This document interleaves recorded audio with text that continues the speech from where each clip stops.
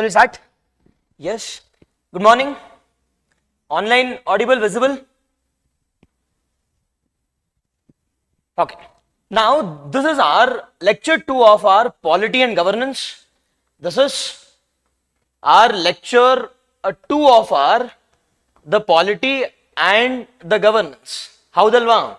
Now, in the last class, we have discussed about the three major important things. One, we have discussed about what is a polity and what is governance in the nodadvi. Polity, as simple as that, studying about what? Studying about the structure and function of what? The function of the three important organs. Yes or no? That is our judiciary, legislature, and executive. Now, this executive idiyalla, executive anta implementing organ. Now, this implementing organ, we call it as what? We call it as governance anta. First, we have discussed about what is it, and second one, we have discussed about why we need to study this a subject as such. Inikappa antandre majorly with respect to what? Majorly with respect to marks. Now, how many marks kelidare sir anta kelidre? We have discussed again. It is 80 or 85 marks. That is 7 questions or 6 questions pakka bande barutte. Okay alva? Either 10 marks or 15 marks, there will be questions. Now, the third one we have discussed about how to study this early. We have discussed about only one thing, or the first and the foremost one we have discussed, that is our what? The 7-pronged strategy. How do you know? We have discussed about only this thing, that we call it as the 7-pronged strategy with respect to all the topics. Idna ready adre, that is more than sufficient with respect to any subject. Now, 7-pronged strategy enen cover madbeku sir andre? Enen cover madbekappa? First one we have discussed about what? Introduction. We have discussed about introduction. Second, we have discussed about ಏನಪ್ಪ second one? No, it is origin ನೋಡೋಣ ಇವತ್ತು. It is real examples ತಗೊಂಡು as well as we will apply the concepts also. Second one, the third one, what is the third one? Origin of any topic. The third one, it is the characteristic features or the salient features anta. Fourth one is significance. See, as soon as you write significance, the three things should follow. Enappa significance admele three things should follow andre. Fifth one, it is our challenges barlebeku. Sixth one, it is challenges barda admele being a civil servant. You need to go for what? You need to go for solutions. And that solution should be realistic. That solution should be innovative, a practical also. That should be a simple also. We have discussed this. Adadmele last one year is the conclusion. See, niಮಗೆ ಗೊತ್ತಿರೋ conclusion, but conclusion ಬರಿಬೇಕಾ sir andre? Conclusion ಬರಿಬಾರ್ದು. Normally it must be what? It must be a way forward type of conclusions. A way forward type of conclusion, nothing but futuristic conclusions. Futuristic conclusions ಇರಬೇಕು. Okay ಅಲ್ವಾ? ಇದನ್ನ discuss ಮಾಡಿದ್ವಿ first. Now second thing ಏನು sir ಅಂತ ಕೇಳಿದ್ರೆ, second thing here is syllabus study ಮಾಡಬೇಕು. And the third thing will be the studying about the previous year questions. See, content ನೋಡಕ್ಕಿಂತ ಮುಂಚೆ, without knowing these three things, you should not even study any subject for mains. Yes or no? ಇದನ್ನ ಮಾಡಿದಿರ ಹೋಗ್ಲಿ at least ಅಂದ್ರೆ ಇಲ್ಲ. Direct ಆಗಿ ಏನು ಮಾಡೋದು? Topics ಪಿಕ್ ಮಾಡೋದು. Yes, see, this will be basics. ಇದಾದ್ಮೇಲೆ ಏನು ಮಾಡಬೇಕು ಸರ್ ಅಂತ ಕೇಳಿದ್ರೆ, ಇದಾದ್ಮೇಲೆ topic analysis are knowing about a content ನೋಡ್ತೀವಿ. ಅದಾದ್ಮೇಲೆ answer writing. We'll see all those things step by step. ಏನು ಸರ್ ಅಂತ ಕೇಳಿದ್ರೆ, anyways we have discussed about a blueprinting ready ಇದೆ. How only? This is under a bracket called as how to study this subject. The blueprinting, and under this blueprinting ಅಂತ ನೋಡೋದಾದ್ರೆ, it is 7-pronged strategy we have studied. ಅದಾದ್ಮೇಲೆ today we will be discussing about first one, the syllabus part. ನೋಡೋಣ syllabus ನ ಹೆಂಗೆ, how to decode the syllabus, ಅದ್ರ ಬಗ್ಗೆ ನೋಡೋಣ, decode ಹೆಂಗೆ ಅಂತ. ಅದಾದ್ಮೇಲೆ we'll discuss about the previous year questions. ಅದಾದ್ಮೇಲೆ content. For each and every topic, the content should be ready. That is content ಹೆಂಗೆ sir ಅಂದ್ರೆ, the content, it is normally with respect to what? By applying 7-pronged strategies. 7-pronged strategies ಬಗ್ಗೆ. Okay ಅಲ್ವಾ? ನೋಡ್ಕೊಂಡು ಹೋಗೋಣ ಈಗ ಒಂದೊಂದಾಗಿ. Done. Now the first one will be what? It's a syllabus. ಹೌದಲ್ವಾ? Yesterday we have seen this. And the second one here is We have 7 major important chapters. Now the first chapter, it is our nature of what?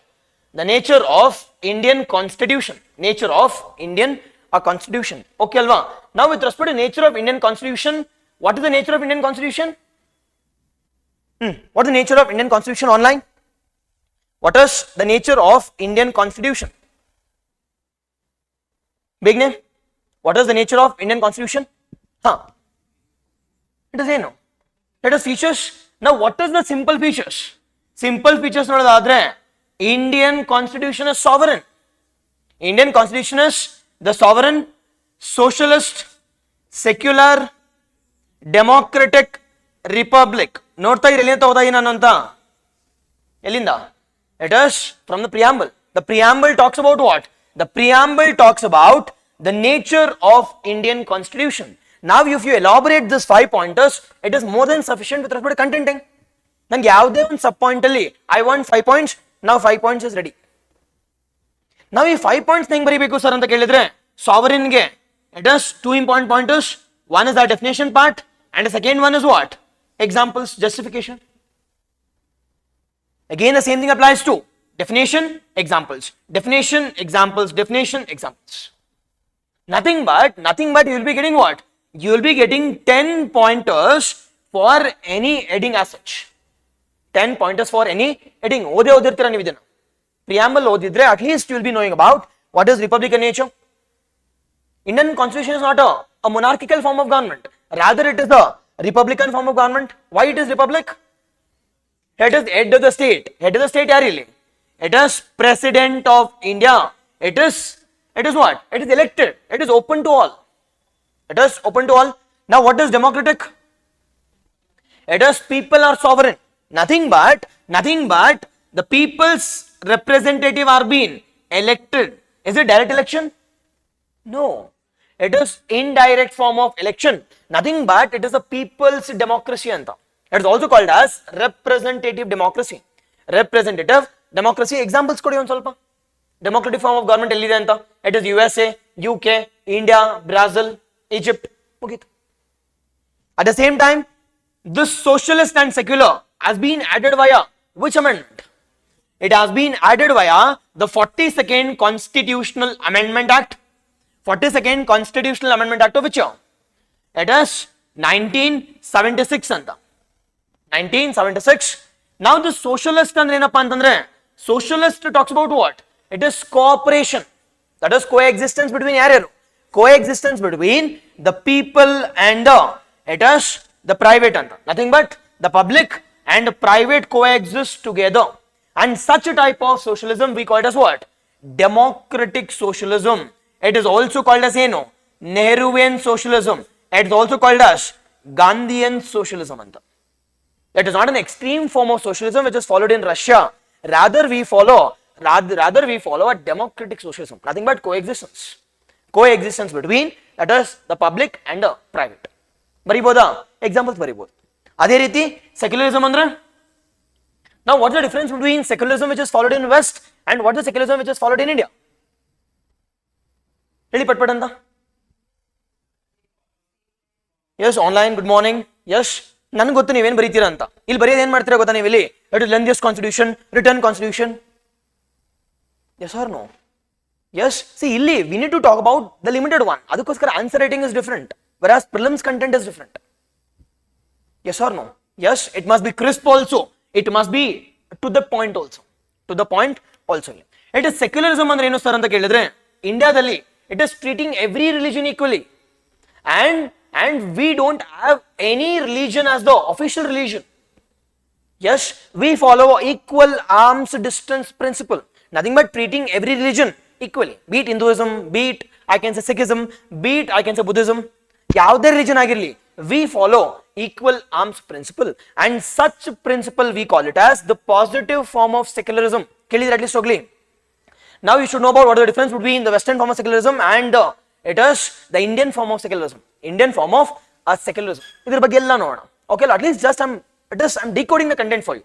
Decoding the content for you. If you know the syllabus and if you decode this content, it is 50% of your content is done now. 50% of the content will be, it is clear. The next one, it is constitutional development ಬಗ್ಗೆ ನೋಡೋದಾದ್ರೆ constitutional development. Sir, constitutional development ಅಂದ್ರೆ ಏನು sir ಅಂತ ಕೇಳಿದ್ರೆ, now constitution making as evolved over a period of time. It is not a sudden process, rather it evolved in a different phases. It evolved in different phases. Sir, ಹೆಂಗೆ sir evolve ಆಗಿದೆ ಅಂತ ನೋಡೋದಾದ್ರೆ, via two important evolutions. ಹೆಂಗಪ್ಪ two important evolutions ಅಂತ ಕೇಳಿದ್ರೆ, it is the company's rule and the crown rule. Company rule ಅಲ್ಲಿ it is, we'll be getting about the three major important things. One we call it as yaudili, it is regulating act of which year? 1773. Regulating act of 1773 KPSC question ಕೇಳಿದ್ದಾರೆ about companies rule. It is 1773. ಅದಾದ್ಮೇಲೆ Pitt's India Act of after 11 years ಆದ್ಮೇಲೆ it is 1784 ಅಂತ 1784. ಅದಾದ್ಮೇಲೆ we have a charter acts. Now what are the different charters ಅಂತ ನೋಡೋದಾದ್ರೆ, we have 4 important charters, but exam point of view ಅಲ್ಲಿ ನೋಡೋದಾದ್ರೆ only 3 is important. 1792 is not much important, rather 1813 is important. It is 1833 is important, followed by it is 1853. Now ಎಷ್ಟು ಜನ ಗೊತ್ತು regulating act ಅಂದ್ರೆ ಏನು, pits India act ಅಂದ್ರೆ ಏನು, ಚಾರ್ಟರ್ಸ್ act ಅಂದ್ರೆ ಏನು? Why have they given different names? ಹೇಳಿ ನೋಡೋಣ. Yes, exactly online. Good morning. Okay ಅಲ್ವಾ? It is, we'll see all those things. Regulating act andre as simple as that, regulating the affairs of what? The company. Whereas Pitt's India Act ali establishment of what? Establishment of dual form of government. Nothing but COD and BOD kelidira. It is court of what? It is the court of directors and board of control establish martivi. BOC and COD has been established, and this too we call it as establishment of what? That is dual form of government.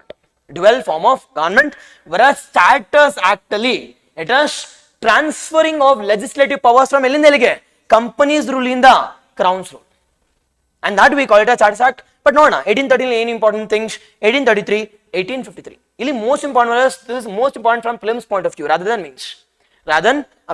ಇದಾದ್ಮೇಲೆ we will be getting our crown's rule. crown rule ಬಗ್ಗೆ ನೋಡೋದಾದ್ರೆ, ನಾವು with respect to crown rule, now sir crown rule na ಹೆಂಗ್ sir ಅಂತ ನೋಡೋದಾದ್ರೆ, now the first and the foremost one we call it as what? We call it as either Government of India Act. ಇಲ್ಲಿ ನೋಡಿ ಮತ್ತೆ, now why are we giving Government of India Act as well as that is Councils Act, Indian Councils Act? See, Indian Councils ಅಂದ್ರೆ ಏನು? We will be reforming what? The council, nothing but upper house. Whereas Government of India Act ಏನಾಗತ್ತೆ ಇಲ್ಲಿ, it is applicable to all over India. ಇಲ್ಲಿ council ಅಂದ್ರೆ only applicable to council. Whatever the reformation which are being, I can say applicable, that will be applicable to what? It is only to the particular house, that is upper house. Now Government of India Act al nodadadre, we have 3 important things. One we call it as 1858 Act of Good Governance, followed by 1919 Act Montague Chelmsford, followed by 1935 we call it as Watershed Act with respect to what? The constitution making. Constitution, I mean kate bari bardili, it is just a heading a few pointers. Just heading few pointers is more than sufficient with respect to mains part. With respect to mains a part anta, see answer kodtini, question kodtini, you should note down all those things. Now with respect to Indian Councils Act al nodadadre, again we have what? Again we have 3 Indian councils. Yadappa antandre, Indian Councils Act of 1861 we call it as Act of Decentralization. It is portfolio system, ordinance making power, followed by what? It is portfolio aitalva. It is the portfolio system evolved. Illi portfolio andre, it is the parliamentary form of government has evolved. Second one, ordinance making power. Ordinance andre, it is law making during emergency situations. As well as that is returning back of legislative powers to to where? That is Bombay and Madras. Whatever the power which has been grabbed by the Governor General of India, now we are returning it back. We are returning it back during the viceroyship of what? During the viceroyship of it is Canning. It is during Canning time matte vapas korta idivi. Followed by the next one, we call it as 1892. Illi indirect elections. Indirect elections. Adadmele 1909. 1909 act. Now it is also called as what? It's also called as Minto-Morley reforms or Morley-Minto reforms. 1909. What's the importance of this? It is separate electorate has been provided for the first time to Muslims. First time to Muslims. Idi niಮಗೆ ಗೊತ್ತು. But major important ಇದಂದ್ರೆ ಇಲ್ಲ. But major important one is for the first time Indians has been allowed to the Executive Council. Who was the first person to enter to the Executive Council of British? It is Satyendra Prasad Sinha. Satyendra Prasad Sinha has been included. Not really key points is most important one. Key points is most important. Idadmele we have a constitutional movements anta. Idi nimge historical background ಓದ್ತೀರಾ, but constitutional movement ಶುರು ಆಗುತ್ತೆ. Sir ಹೆಂಗೆ sir constitutional movements ಅಂದ್ರೆ ಹೆಂಗಪ್ಪ constitutional movements ಅಲ್ಲೇ include ಮಾಡಬೇಕು? Constitutional movements ಅಲ್ಲಿ I need to talk about Lucknow Pact. ಕೇಳಿದ್ರೆ at least ಹೋಗ್ಲಿ. Lucknow Pact which year? 19 It is 1916. 1916 ali. Now what was the principle which has been given in Lucknow Pact andre? Self rule and home rule movement. Is see continuous home rule league irutte. Home rule league ಏನು ನೀವೇ ಆಳ್ವಿಕೆ ಮಾಡಿ, but ನಮಗೆ independence ಕೊಡಿ, self rule ಕೊಡಿ. Nothing but dominion status. Nothing but dominion status. Now this dominion status has also been accepted even in ಎಲ್ಲಪ್ಪ ಅಂತಂದ್ರೆ it is Nehru report. Which year? It is 1928. 1928 ಅಲ್ಲಿ Nehru report. In opposition to the Simon Commission. In opposition to Simon Commission, Indians have established a constant assembly to draft its own constitution. Its own constitution, and that was headed by yaru? It is Nehru. Yav Nehru illi? It is Motilal Nehru. Or appa it is Jawaharlal Nehru, or appa it is Motilal Nehru was the chairman of this committee. And they have also accepted what? The dominion status. Independence kelila now. We said, now give us self-independence or self-rule. As simple as that, dominion status kodi anta. But 1928 ಆದ್ಮೇಲೆ ಬರುತ್ತಲ್ವಾ, they in reality demanded what? In reality demanded independence. Via different things. That is M.N. Roy policy. Who is the first person to demand a constant assembly? It is M.N. Roy. ಯಾವಾಗ? 1934 ಅಲ್ಲಿ. See, just hitting the points. ಇಲ್ಲಿ ಕತೆ ಬೇಕಾಗಿಲ್ಲ ಇಲ್ಲಿ. You should hit the points by underlining the key pointers. It is M.N. Roy's concept. ಅದಾದ್ಮೇಲೆ ಬರುತ್ತೆ it is a Cripps mission. Cripps mission ಯಾವಾಗ? 1942. Now what is the principle which has been given in Cripps mission? It is again dominion status. ಏನಪ್ಪ ಅಂದ್ರೆ World War II ನಡೀತಿರುತ್ತೆ. ಈ World War II ನಲ್ಲಿ it is we need to get the consent of the Indians also. But ಈ time ಏನ್ ಮಾಡ್ತಾನೆ Cripps mission, they have said that we'll be providing dominion status. ಈಗ dominion ಯಾಕೆ ಬೇಕು ನಮಗೆ? After Purna Swaraj ಆದ್ಮೇಲೆ 1930 ಲಾಹೋರ್ ಸೆಷನ್ ಆದ್ಮೇಲೆ we want independence, self rule ಬೇಡ, we want complete independence. Okay ಅಲ್ಲ, ಅದಕ್ಕೋಸ್ಕರ Purna Swaraj, Purna is nothing but complete independence. Now this Cripps mission ಅಲ್ಲಿ they have given a document saying that will be providing dominion status after war ಅಂತ. Will we accept this? No. ಅದಕ್ಕೋಸ್ಕರ JL Nehru as well as Motilal Nehru, they have said that it's a post dated check. It's a post dated check. ಇದಾದ್ಮೇಲೆ we started to oppose I can say Britishers via Quit India movement, and that led to establishment of what? Constituent Assembly. That led to establishment of what? It is Constituent Assembly. ಯಾವಾಗ Constituent Assembly establish ಮಾಡಿದ್ದು? 1946 ಅಲ್ಲಿ. 1946. Yes. ಇದಾದ್ಮೇಲೆ ನೋಡೋಣ first session ಯಾವಾಗ ನಡೆಯುತ್ತೆ. What is 11th one? It is election of the first chairman. ಇದ್ರ ಬಗ್ಗೆ ಎಲ್ಲ ನೋಡ್ಕೊಂಡು ಹೋಗ್ತೀರಾ. ಓಕೆ ಅಲ್ವಾ? ಅಟ್ಲೀಸ್ಟ್ ಐಡಿಯಾ ಇದೆಯಲ್ಲ, ಹೋಗ್ಲಿ. Done. You must know all those concepts. This is with respect to the constitutional developments. Now nature salient features ನೋಡಿದಾಗ ನೀವು ಹೇಳಿದ್ರಲ್ಲ, that is salient features. See, salient features is different, nature is different. Now salient features ಬರಿಬೇಕಾದ್ರೆ you can talk about the supreme law of the land, lengthiest written constitution. ಅದಾದ್ಮೇಲೆ ಏನು ಬರೀತೀರಾ? It is the federal structure with unitary bias. Federal structure. Federal andre?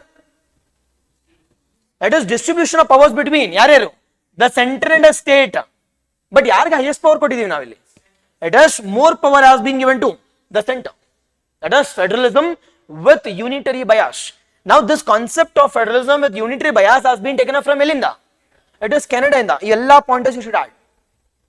Yes, so nimgeಲ್ಲ ಗೊತ್ತಿರುತ್ತೆ, but ಆದ್ರೆ right time ಅಲ್ಲಿ adding the right keywords is most important with respect to means. With respect to a means, ಅದಾದ್ಮೇಲೆ ಹೇಳಿ ನೋಡೋಣ. I want most important one. But ನಾನು 5 or 6 points is more than sufficient. ಆ 5 points, 5th point ಏನು sir ಅಂತ ಕೇಳಿದ್ರೆ, it is rigidness as well as flexible nature also. It is rigid. Our Indian constitution is what? Rigid as well as what? Rigid as well as the flexible nature. Now rigid henge sir andre amendment, the few of the principles are, I can say, it is difficult to amend and few principles can be amended easily. Examples kodtira, which can be amended in a rigid manner and which can be amended in a flexible manner. Take an example of article 368. Article 368 eleno, as soon as I say article 368, it is rigid nature. Nothing but we want what? Special majority to amend any principles. Whereas with respect to demarcation of states, amending 5th and 6th schedule, yes or no? Take an example of a creation of union territory. It is with respect to what? With respect to article 2 and article 3, schedule 5 and schedule 6 in ಹೆಂಗ್ amend ಮಾಡಬಹುದು? With simple majority. We can amend this with simple majority. Exactly yes. It is article 368 itself is a rigid nature of the constitution. Rigid nature of a constitution and edit points ಬೇಕು ಅಷ್ಟೇ ಇಲ್ಲಿ. Next ಹೇಳಿ ನೋಡೋಣ. What the next feature? What the next salient feature? It is independent judiciary. It is independent judiciary as well as integrated also. Integrated and independent judiciary. Now independent andrenu, integrated andrenu. What is independent? It is independent from the influence of other pillars.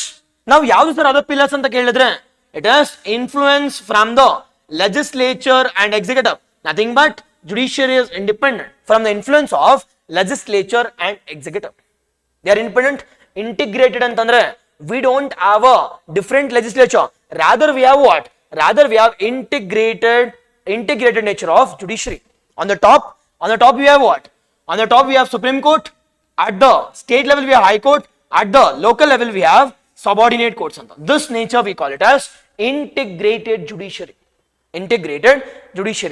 Okay alva, artha agtide hogli? Yes, integrated judiciary. Just hinting the points. Next, independent and integrated judiciary ಆಯಿತು. Can I talk about rights versus duties? Rights versus the duties anta. Rights versus duties. Now citizens are being given rights. At the same time, because of enjoying of these rights, you're also being given some responsibilities via our duties. Now fundamental rights na ಎಲ್ಲಿ mention ಮಾಡಿದ್ದಾರೆ sir ಅಂತ ಕೇಳಿದ್ರೆ, under which part? It was part 3, articles 12 to 35. To achieve what objective? It is political objective. Nothing but individual rights are being achieved. Individual rights are being achieved via rights. Now ಇವೆಲ್ಲ ನಮಗೆ ಆದ್ಯತೆ ಕೊಟ್ಟಿದ್ದಾರಲ್ವಾ? Don't you think we need to have some responsibility also towards the society? ಹೆಂಗೆ sir achieve ಮಾಡೋದು ಅಂತ ಕೇಳಿದ್ರೆ, via duties. Now this duties has been mentioned in which article? It is under 51A. Under 51A, it is which part? It is part 4A. Was it mentioned in original constitution andre?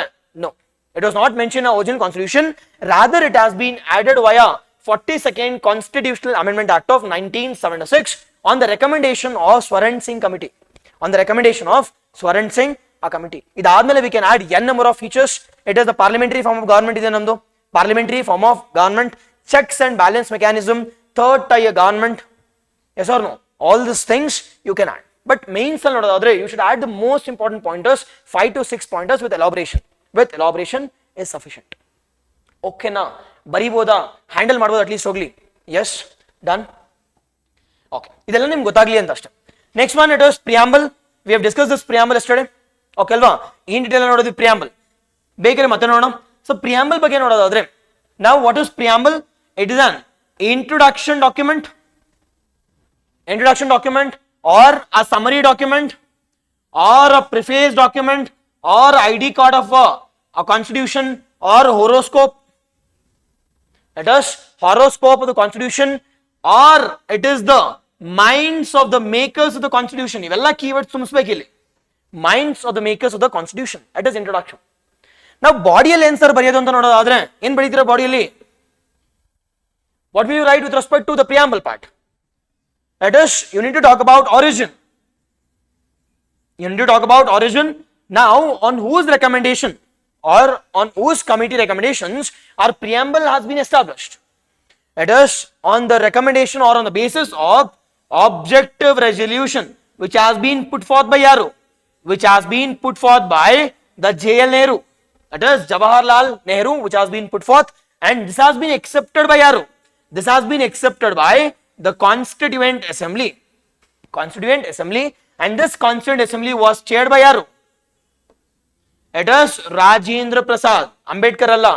This Constituent Assembly has been chaired by Rajendra Prasad, whereas drafting committee has been chaired by it is Ambedkar. Now this has been accepted.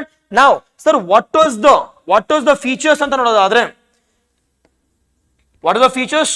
Now ಯಾವತ್ತೇ ಆಗಲಿ preamble ಬರಿಬೇಕಾದ್ರೆ you should have your blueprint. ಏನು sir blueprint ಅಂತ ನೋಡೋದಾದ್ರೆ, it is what is the source of authority or who is the source of authority? It is the people. ಹೌದೋ ಇಲ್ವೋ? Source of authority ಯಾರು? Now who is supreme in India?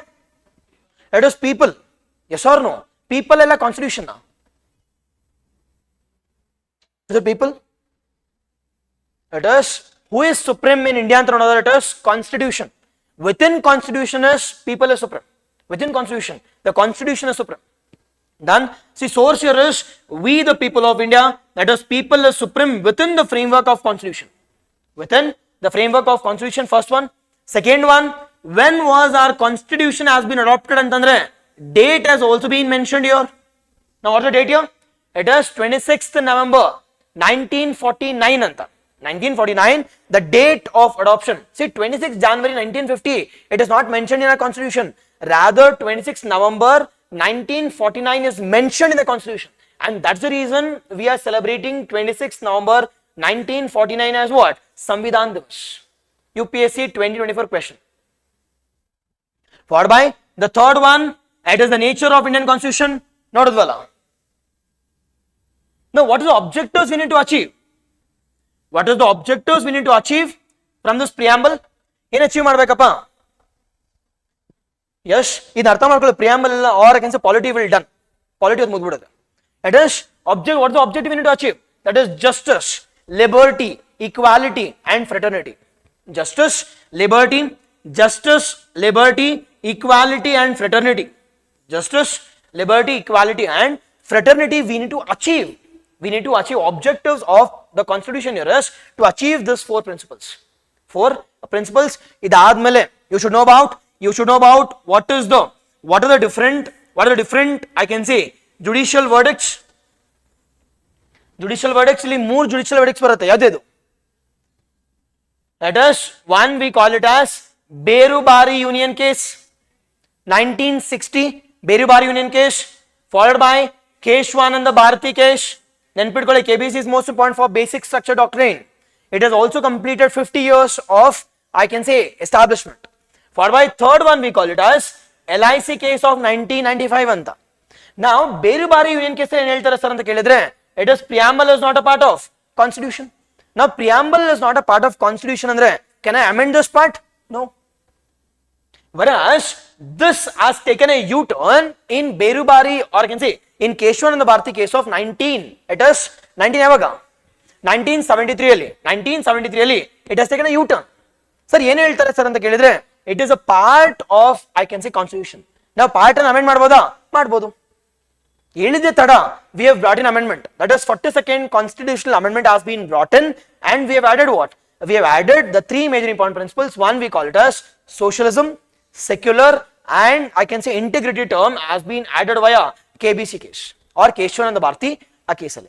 Adadmele LIC case of 1995 alli the judiciary has said that preamble is a integral part of constitution. Preamble is a integral part of a constitution. Pakka question kellebeku. Preamble mele question prelims alli irbeku, mains alli irbeku. Ready ಮಾಡ್ಕೊಂಡ್ರೆ ಮುಗಿತಪ್ಪ. ಇದ್ರ ಜೊತೆಗೆ I'll be discussing about what is the significance of preamble, what is the challenges of preamble. Not recent amendment ತರಬೇಕು ಅಂತ plan ಮಾಡ್ತಿದ್ದಾರೆ. This NDA government is planning to remove these principles which have been added by 42nd Constitutional Amendment Act. Why are they planning it? Who has brought in a bill? ಏನಕ್ಕೆ ತಂದಿದ್ದಾರೆ? We'll see all those things. That is analysis part and that is with respect to what? Application part of preamble. Application part of the preamble ಅಂತ. Okay ಅಲ್ವಾ? Yes. Done. The next one, it is next DPSP ನೋಡೋದಾದ್ರೆ it is DPSP directive principles of a state policy. Now directive principles of state policy ಬಗ್ಗೆ ನೋಡೋದಾದ್ರೆ at least you should have some content in your tips. Now introduction ಬಗ್ಗೆ discuss ಮಾಡಬೇಕಾದ್ರೆ which part deals with respect to DPSP? It is part 4. Part 4, which article talks about DPSP? It is 36 in the 51, 51 36 to 51. Now what is the objective we need to achieve from this DPSP? It is socialist and I can say social and economic democracy, or it is also called as welfare state na achieve madbeku. We need to achieve welfare state rather than what? A police state. Rather than police state, we need to achieve it is welfare state. What the uniqueness anta nodadre? It is non-justiciable in nature. Non-justiciable in nature, whereas fundamental rights is what? Justiciable. Whereas DPSP ಏನಿಲ್ಲ ಇಲ್ಲೇ ಕೊಡಿ ನೋಡಿ directives and principles are being given to ಯಾರಿಗೆ? To the state. Nothing but what? Nothing but to the government. Nothing but to the government. Directives are being given. Directives are being provided. Second one ನೋಡೋದಾದ್ರೆ we need to know about the types. Types ನೋಡಿ, what are different types of DPSP? It is we have. Now is this types mentioned in the constitution? No, it is not mentioned in constitution. Rather we are using it based on convention. It is not mentioned in constitution. Rather we are using it based on what? Convention. Sir ಏನು sir convention? ಮೂರು convention ಯಾವುದು ಅಂತ ನೋಡೋದಾದ್ರೆ it is socialistic principles, socialistic directive principles. Example ಕೇಳಿದ the socialistic principles of DPSP ಅಂತ. Followed by it is Gandhian principles, followed by liberal intellectual principles. Exactly. It is not mentioned in the constitution. Rather it is based on convention. That is based on ideology of what? Based on ideology of socialistic principles, Gandhian ideology melege, followed by liberal intellectual. At least one example ಕೊಡ್ತೀರಾ? Socialist example, it is Gandhian example, it is liberal intellectual examples. At least news ಅಲ್ಲಿ ಇರೋದು ಬೇಗನೆ. First it is ಯಾವ್ದಕ್ಕೆ? It is exactly, it is free legal aid. Article ಯಾವುದು? 39A. It is free legal aid. Okay. Second Gandhian ಗೆ it is establishment of Gram article. It is article 40. Article 40 talks about establishment of Gram Swaraj. ಇವೆಲ್ಲ ತಪ್ಪು ಮಾಡಲೇಬಾರದು. Okay ಅಲ್ವಾ? It is liberal intellectual ಗೆ that is UCC.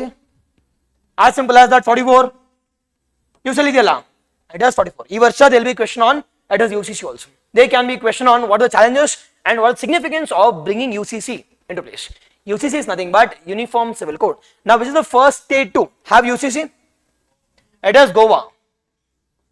ಆದ್ಮೇಲೆ it is Uttarakhand is the second state to have UCC on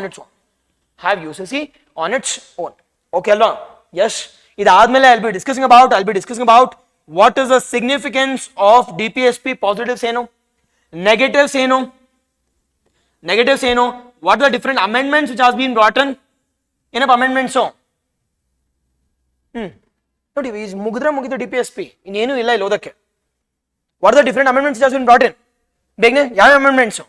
it is 42nd, 44th, 86, ಅದಾದ್ಮೇಲೆ 97th cooperatives. 42nd mini constitution, 44th 1978, 86th ಅಲ್ಲಿ we have amended this. Example question ಕೇಳಿದ್ದಾರೆ 21A ಬಗ್ಗೆ, KPSC ಕೇಳಿದಾರಲ್ವಾ, it is 45A ಅಂತ ಯಾವುದು ಇಲ್ಲ ಇಲ್ಲಿ. Just 45 has been altered. 45 has been altered. KPSC 2024 question ಕೇಳಿದ್ದಾರೆ. KPSC 2024 ಅಲ್ಲಿ it is 86th. For by 97th constitution talks about what? It is cooperatives. 43B has been added. 43B has been added with respect to establishment of a cooperatives. Establishment of a cooperatives. ಇಷ್ಟು ಮುಗಿದ್ರೆ ಮುಗಿದೈತ್ ಕತೆ. Sir ಇನ್ನೂ ಒಂದು ಸ್ವಲ್ಪ ಏನಾದ್ರು ಹೇಳ್ಕೊಡ್ತೀರಾ ಅಂತಂದ್ರೆ ಹೇಳ್ಕೊಡ್ತೀನಿ obviously. That is directives outside part 4. Directives outside part 4 ಅಂದ್ರೆ ಏನಿಲ್ಲ. It is I'll be discussing about what is 350 mother tongue languages, 351 ಬಗ್ಗೆ, 352 ಇಷ್ಟು ಮುಗಿದ್ರೆ it is done with respect to prelims as well as mains ku kuda it is more than sufficient. It's more than sufficient. Yes, this should be in your tips. Clear? Online? I hope it is clear. Exactly.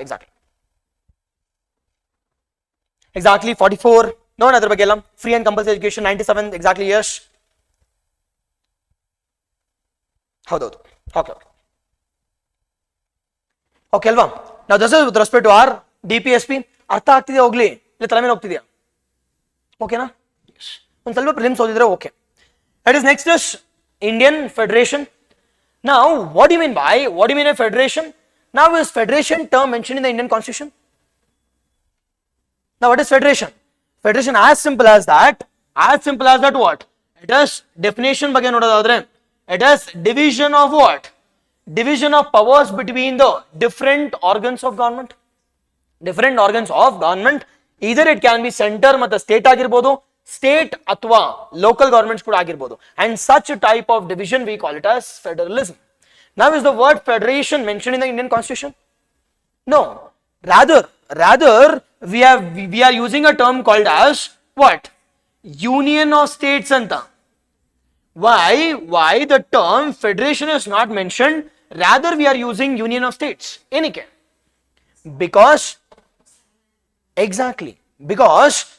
we does not follow a true federalism which is followed in USA. Rather we have a unitary features. Major ಆಗಿ ನೋಡೋದಾದ್ರೆ federation ಇದೆ, but more tilted towards what? More tilted towards the union. Nothing but who is supreme? Union is supreme. ಅದಕ್ಕೋಸ್ಕರ we don't have a term called as federation, rather we have a terminology called as union of states.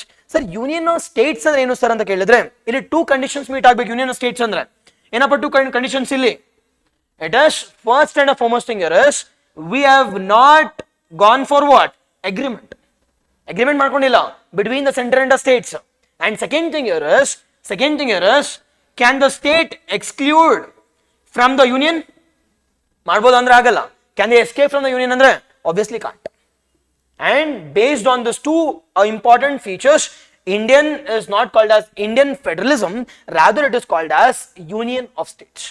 Union of states ಅಂತ ನೋಡಿ. ಇವೆಲ್ಲ ಬರೀದೆ ಈ content ಬರೆದ್ರೆ you won't get marks. Yes or no? ಅದಾದ್ಮೇಲೆ you should discuss about what the challenges which we are facing with respect to center and states. ನೋಡ್ತಾ ಇದೀವಲ್ಲ ನಮ್ಮ ಕರ್ನಾಟಕದ governor conflict. Governor is acting as agent of center, and that is leading to what? Conflict between the center and the states. That we'll be discussing. ಅದಾದ್ಮೇಲೆ we'll be discussing about ಅದರಿಂದ solutions ಏನಿದಾವೆ, establishment of Niti Aayog, interstate councils, zonal councils.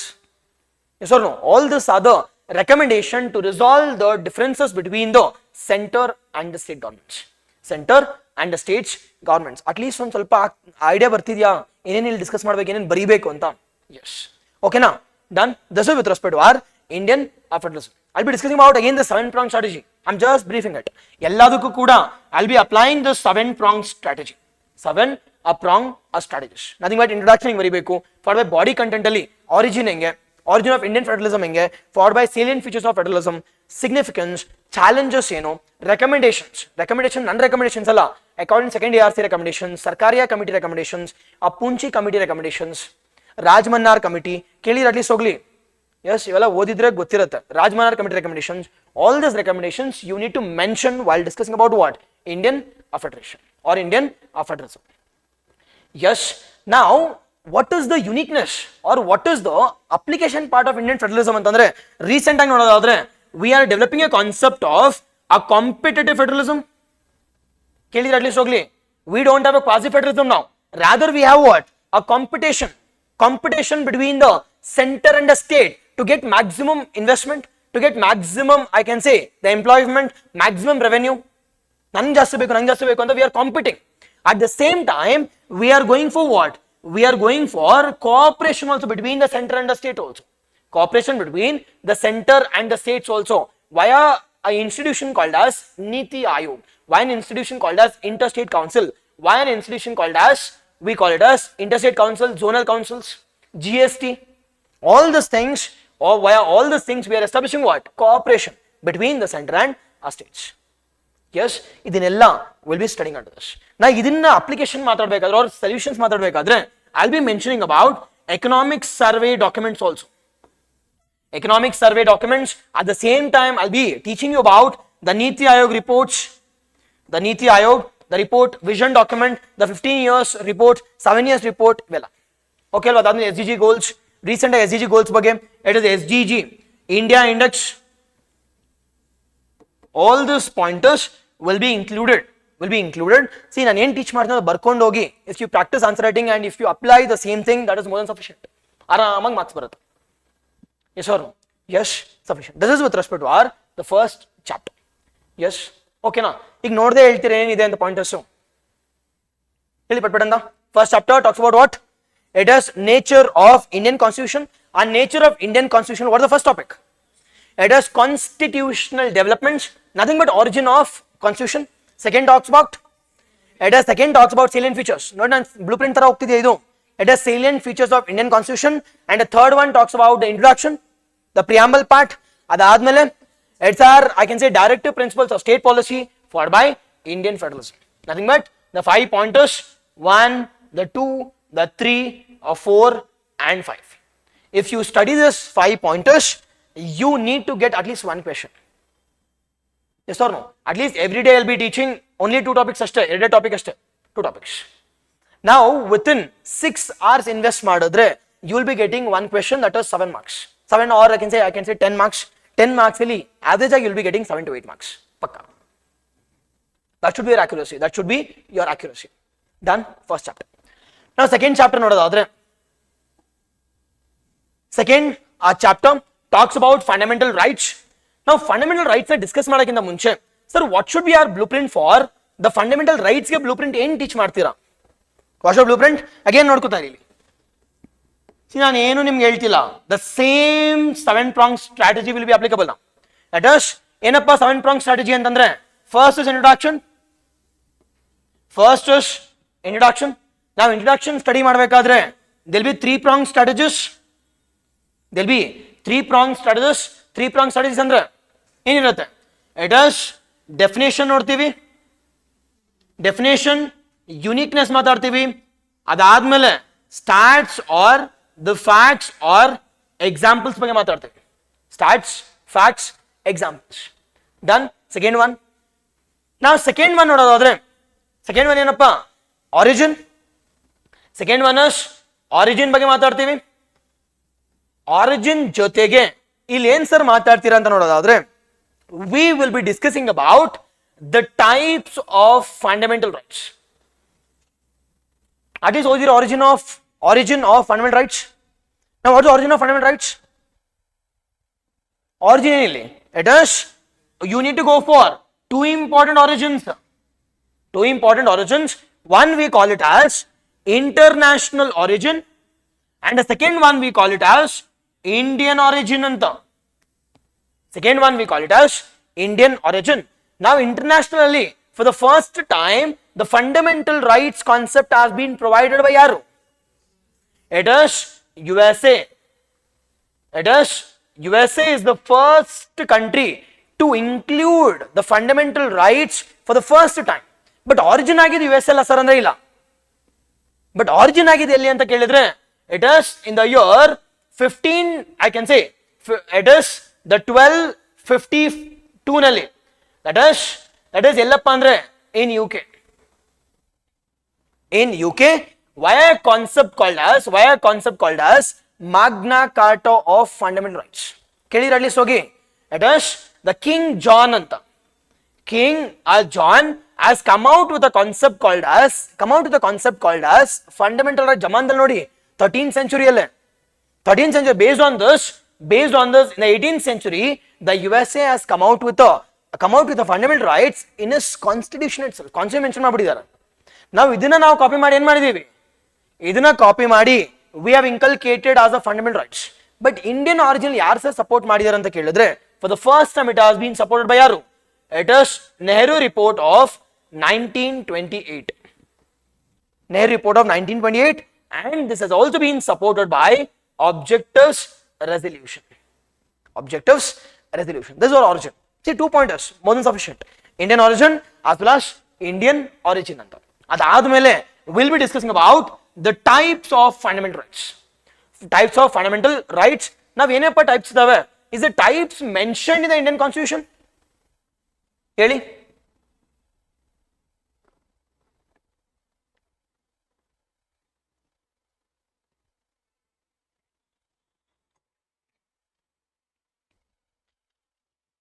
Okay, Alva, is the types mentioned in the Indian constitution? Is it mentioned andre? Obviously yes. No, DPSP ladre the types is not mentioned, whereas fundamental rights types is mentioned in the Indian constitution. How many types we have? ಎಷ್ಟು types ಇದಾವಪ್ಪ? How many types? It is 5 or 6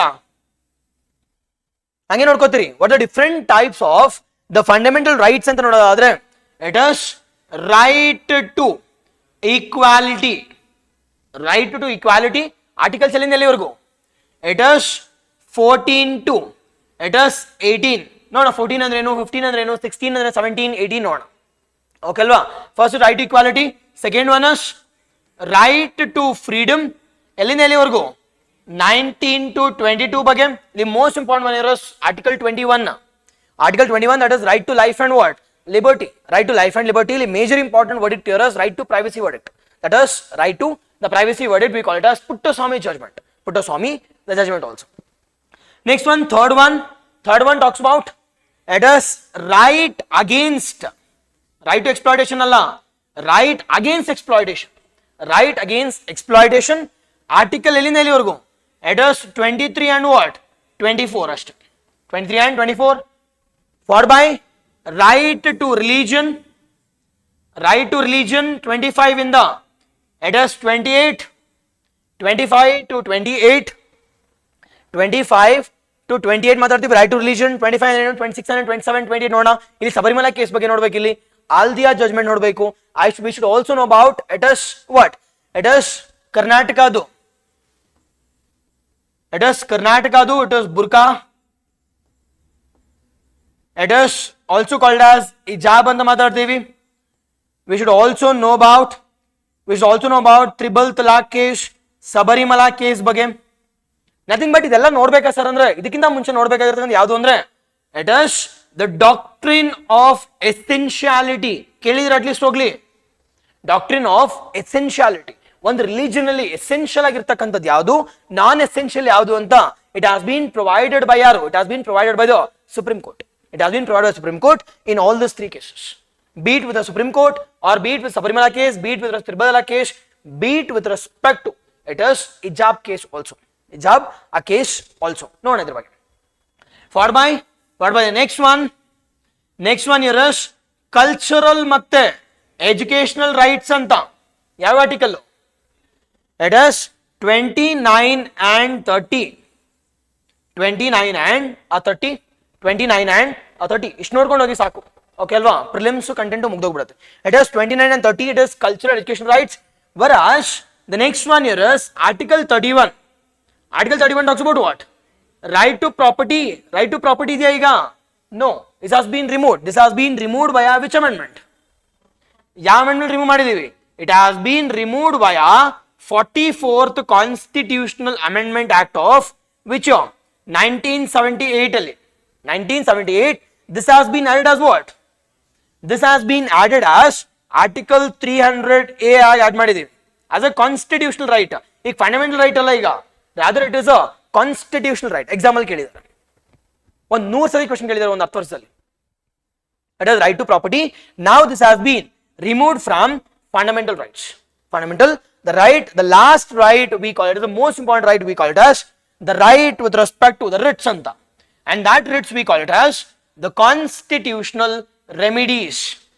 Constitutional remedies, and this I can say type of fundamental rights, it is also called as the art and the soul of the Indian Constitution. Art and soul of fundamental rights or Indian Constitution, we call it as Article 32 anta. Article 32, which talks about what? Which talks about writs. Which talks about the writs anta. Example kelidra KPSC li matte kelebeki ella. It is Article 32 talks about, it is heart and the soul of Indian Constitution, that is Article 32. Exactly only, exactly, yes. Okay alva, I'm following it. Then this is with respect to our the types na matadteve. This is with respect to our the second major important one. Ivella discuss madidre that is more than sufficient with respect to second blueprint. Idna ondandaagi discuss ಮಾಡ್ಕೊಂಡು ಹೋಗ್ತಿರ್ತೀನಿ. Second one. The third one, again the same thing. I'll be discussing about what? The salient features or characteristic features, or I can say as simple as that, the features, or as simple as that, the features. Now features na discuss ಮಾಡುವಾಗ ಏನೇ discuss ಮಾಡ್ತೀವಿ sir ಅಂತ ಕೇಳಿದ್ರೆ, I'll be discussing about what is the or which part deals with respect to fundamental rights, which article deals with respect to fundamental rights. ಹೇಳಿ ನೋಡ ಪಟ್ ಅಂತ. Which part? It is part 3 ಅಂತ ಮಾತಾಡ್ತೀವಿ. Articles ಯಾವುದು? Articles 12 to it is 35 ಅಂತ ಮಾತಾಡ್ತೀವಿ. ಇದ್ರದ್ದು objective ಏನಪ್ಪ ಅಚೀವ್ ಮಾಡಬೇಕು? What's objective? The political as well as what? The civic rights anta. Political as well as the civic rights. What's the uniqueness here? Uniqueness enilli. It is justiciable in nature. Justiciable andre for the violation of fundamental rights. For the violation of fundamental rights, I can approach where? I can approach Supreme Court.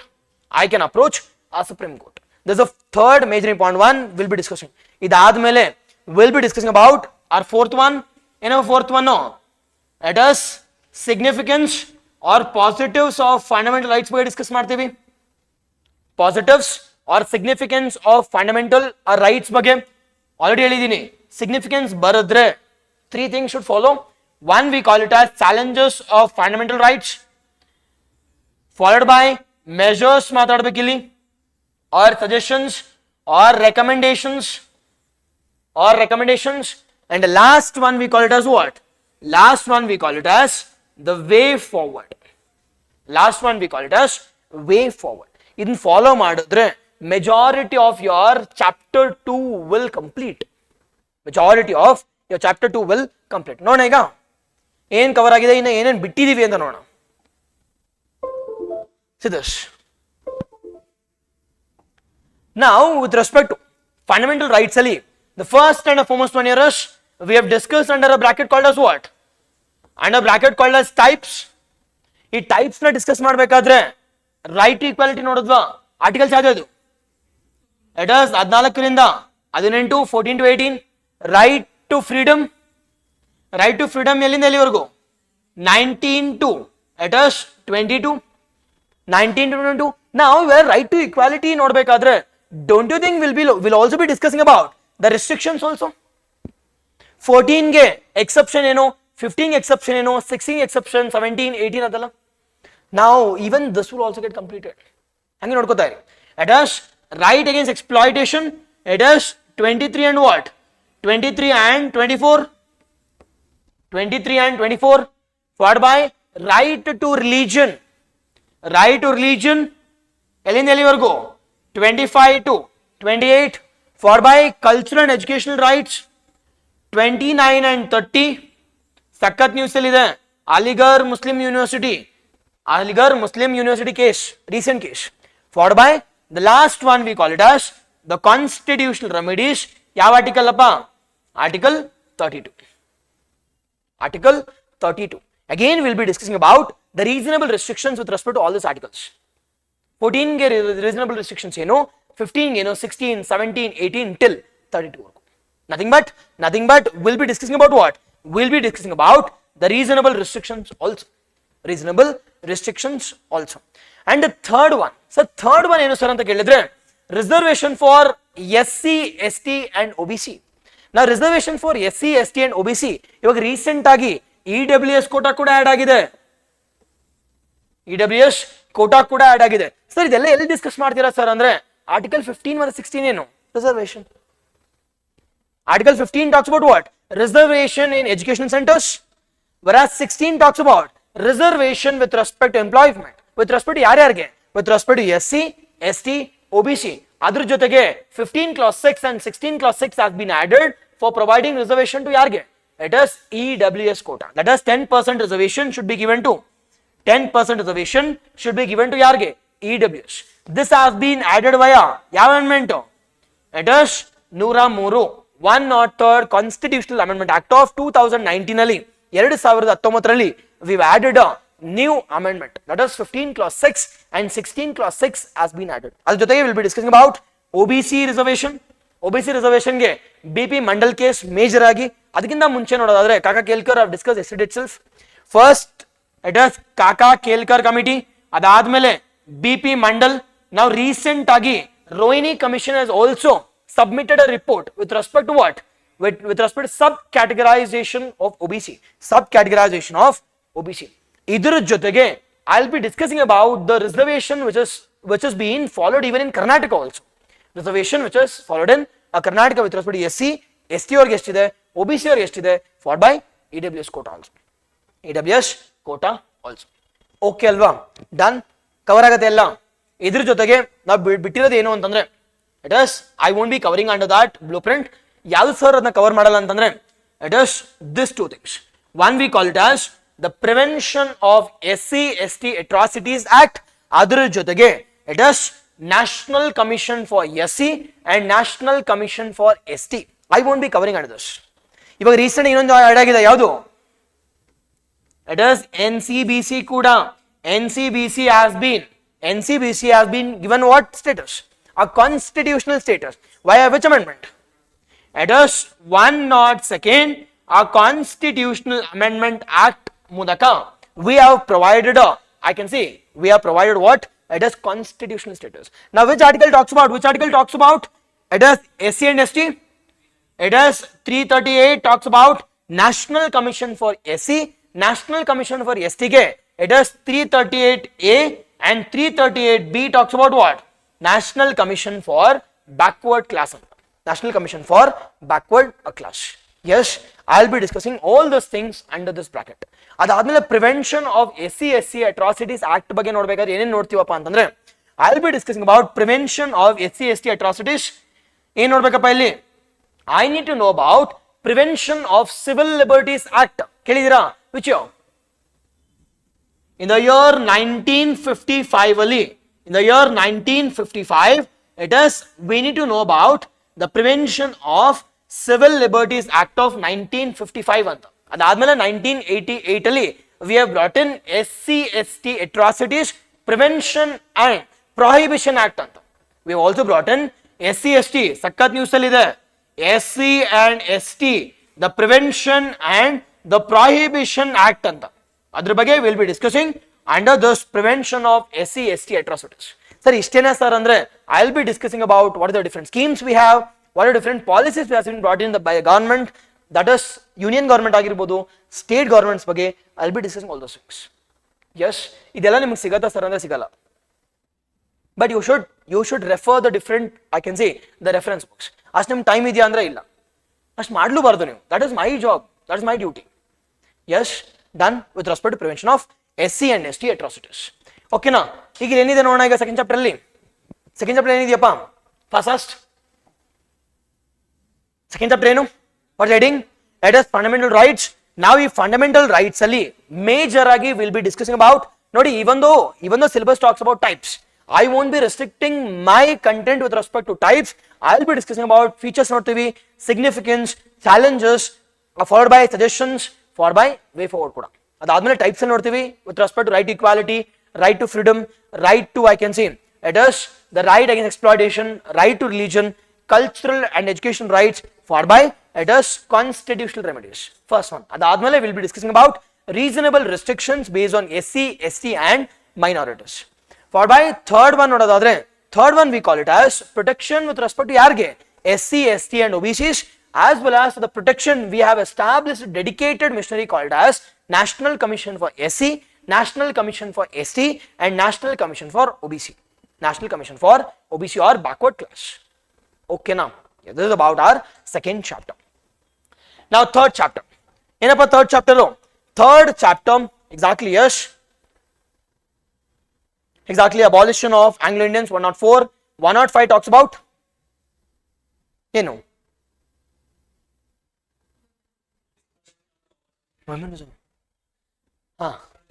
it is restoration of the powers to the states with respect to recognition of OBC, with respect to OBC reservation. 106 is women's one-third reservation for OBC or one-third reservation for women. With respect to Delhi Sarandra, it is Lok Sabha as well as the state legislative assembly as well as Delhi. With respect to Delhi, one-third reservations. Done. Next one, it is the next one. It is the center-state relations. Center-state or relations. And I discuss more. It is the center-state or relations. Now, sir, center-state relations we will be studying about the three types of relations. One we call it as legislative, I can say, divisions. Now, legislative divisions I'll mention. 7th schedule talks about what? 7th schedule talks about tree list. One we call it as list. We call it as union list or central list, followed by state list, followed by concurrent list items. Concurrent list. Now, the 7th schedule talks about what? Division of powers between division of powers between center and the states. Now, this division division sir, three criteria. Three criteria. One with respect to legislative division, one with respect to it is legislative powers between center and the states. Legislative powers. Second one will be what? Administrative division between center and the states. Third one will be with respect to what? It is financial, I can say, division or financial relations between the center and the states. It is three major important one. Center-state relations bandre, you need to discuss about the three major important, I can say, conditions. One we call it as the division with respect to legislative lawmaking. Second, with respect to division with respect to administration, nothing but governance, implementation. The third one with respect to financial part. Financial part. Take an example of GST. Now GST a few has been given to state center and few has been given to the states also. Yes or no? That we call it as the financial division between the center and the state. We will be discussing under this center-state relations. Center-state relations. Adadmele we'll be discussing about the different constitutional bodies. Sir, yadu sir constitutional bodies antandre illi on ಸ್ವಲ್ಪ wait ಮಾಡಿ. I'll be teaching this in the next chapter. Yadu ಬರುತ್ತೆ ಅಂತ just hint ಕೊಟ್ಟಿರ್ತೀನಿ. It is yadu sir constitutional bodies ಅಂತ ಕೇಳಿದ್ರೆ I will be discussing about Election Commission of India. I will be discussing about CAG. I will be discussing about UPSC. I will be discussing about Attorney General. I will be discussing about Advocate General. In ಮಿಕ್ಕಿದಿಲ್ವಾ sir constitution bodies ಹೇಳ್ಕೊಡಲ್ವಾ ಅಂತಂದ್ರೆ already ಅಲ್ಲಿ ನೋಡೋದಲ್ಲ. National commission for SC, national commission for ST, national commission for OBC already cover ಮಾಡೋದಲ್ಲ. ಇನ್ ಮಿಕ್ಕಿದಿಲ್ಲ study ಮಾಡ್ತೀವಿ. ಅದಾದ್ಮೇಲೆ we will be studying about what? It is the office of governor. Nothing but what? Nothing but state executive. State executives. Now state executives ಯಾರು ಬರ್ತಾರೆ sir ಅಂತ ಕೇಳಿದ್ರೆ ಯಾರು ಬರ್ತಾರೆ ಸ್ಟೇಟ್ ಎಕ್ಸಿಕ್ಯೂಟಿವ್ಸ್ ಇಲ್ಲಿ? ಯಾರು ಬರ್ತಾರೆ state executives? It is state executives. ನಾನು ನೆನ್ನೆ ಹೇಳಿದೆ state executives are being divided into it is two groups. One we call it as the political executives and the second one we call it as what? The permanent executives. ನಾವು ಈ permanent executive ಎಲ್ಲಿ study ಮಾಡ್ತೀವಿ? Chapter 7 ಅಲ್ಲಿ ನೋಡಿ. Chapter 7 talks about what? The permanent executive. Nothing but civil servants ಬಗ್ಗೆ. Civil servants, whereas political executives na ಎಲ್ಲಿ study ಮಾಡ್ತೀವಿ sir? ಯಾರು political executives ಅಂತ ನೋಡೋದಾದ್ರೆ it is on the top layer we have what? Governor of the state. Top ಅಲ್ಲಿ governor ಇರ್ತಾರೆ. ಅದಾದ್ಮೇಲೆ second layer ಅಲ್ಲಿ ಯಾರು ಬರ್ತಾರೆ? It is the council of ministers headed by ಯಾರು? Chief minister. Council of ministers headed by chief minister.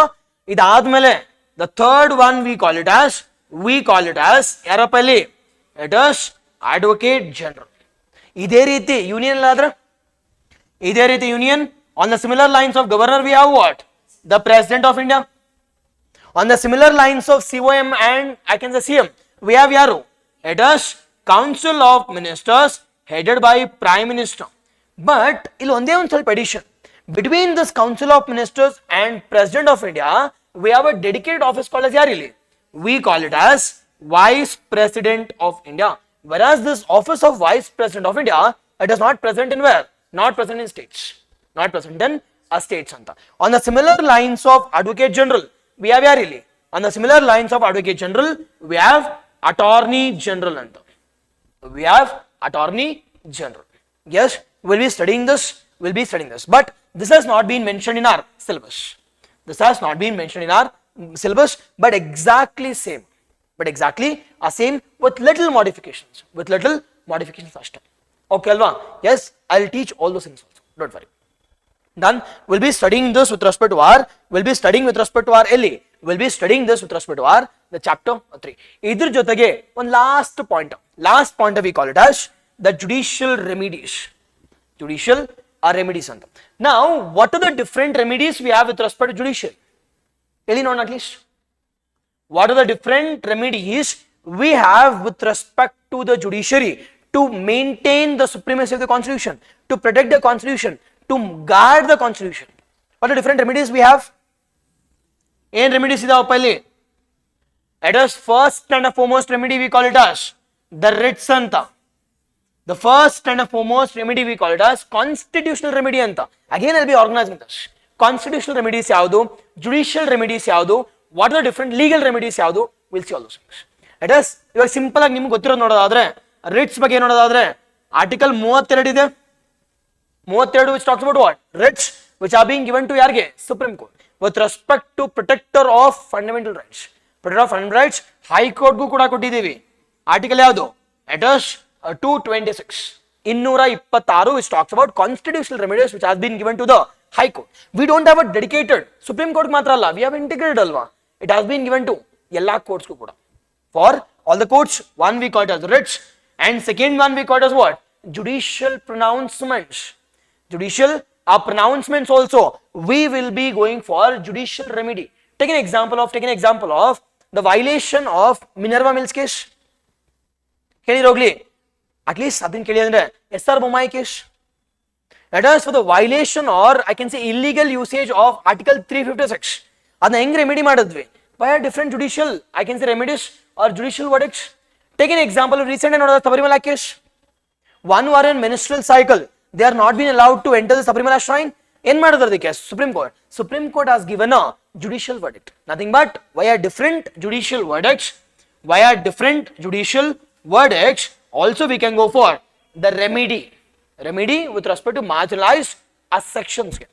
Third one ಹೆಂಗೆ sir ಅಂತ ಕೇಳಿದ್ರೆ we call it as the most important concept called as the PIL.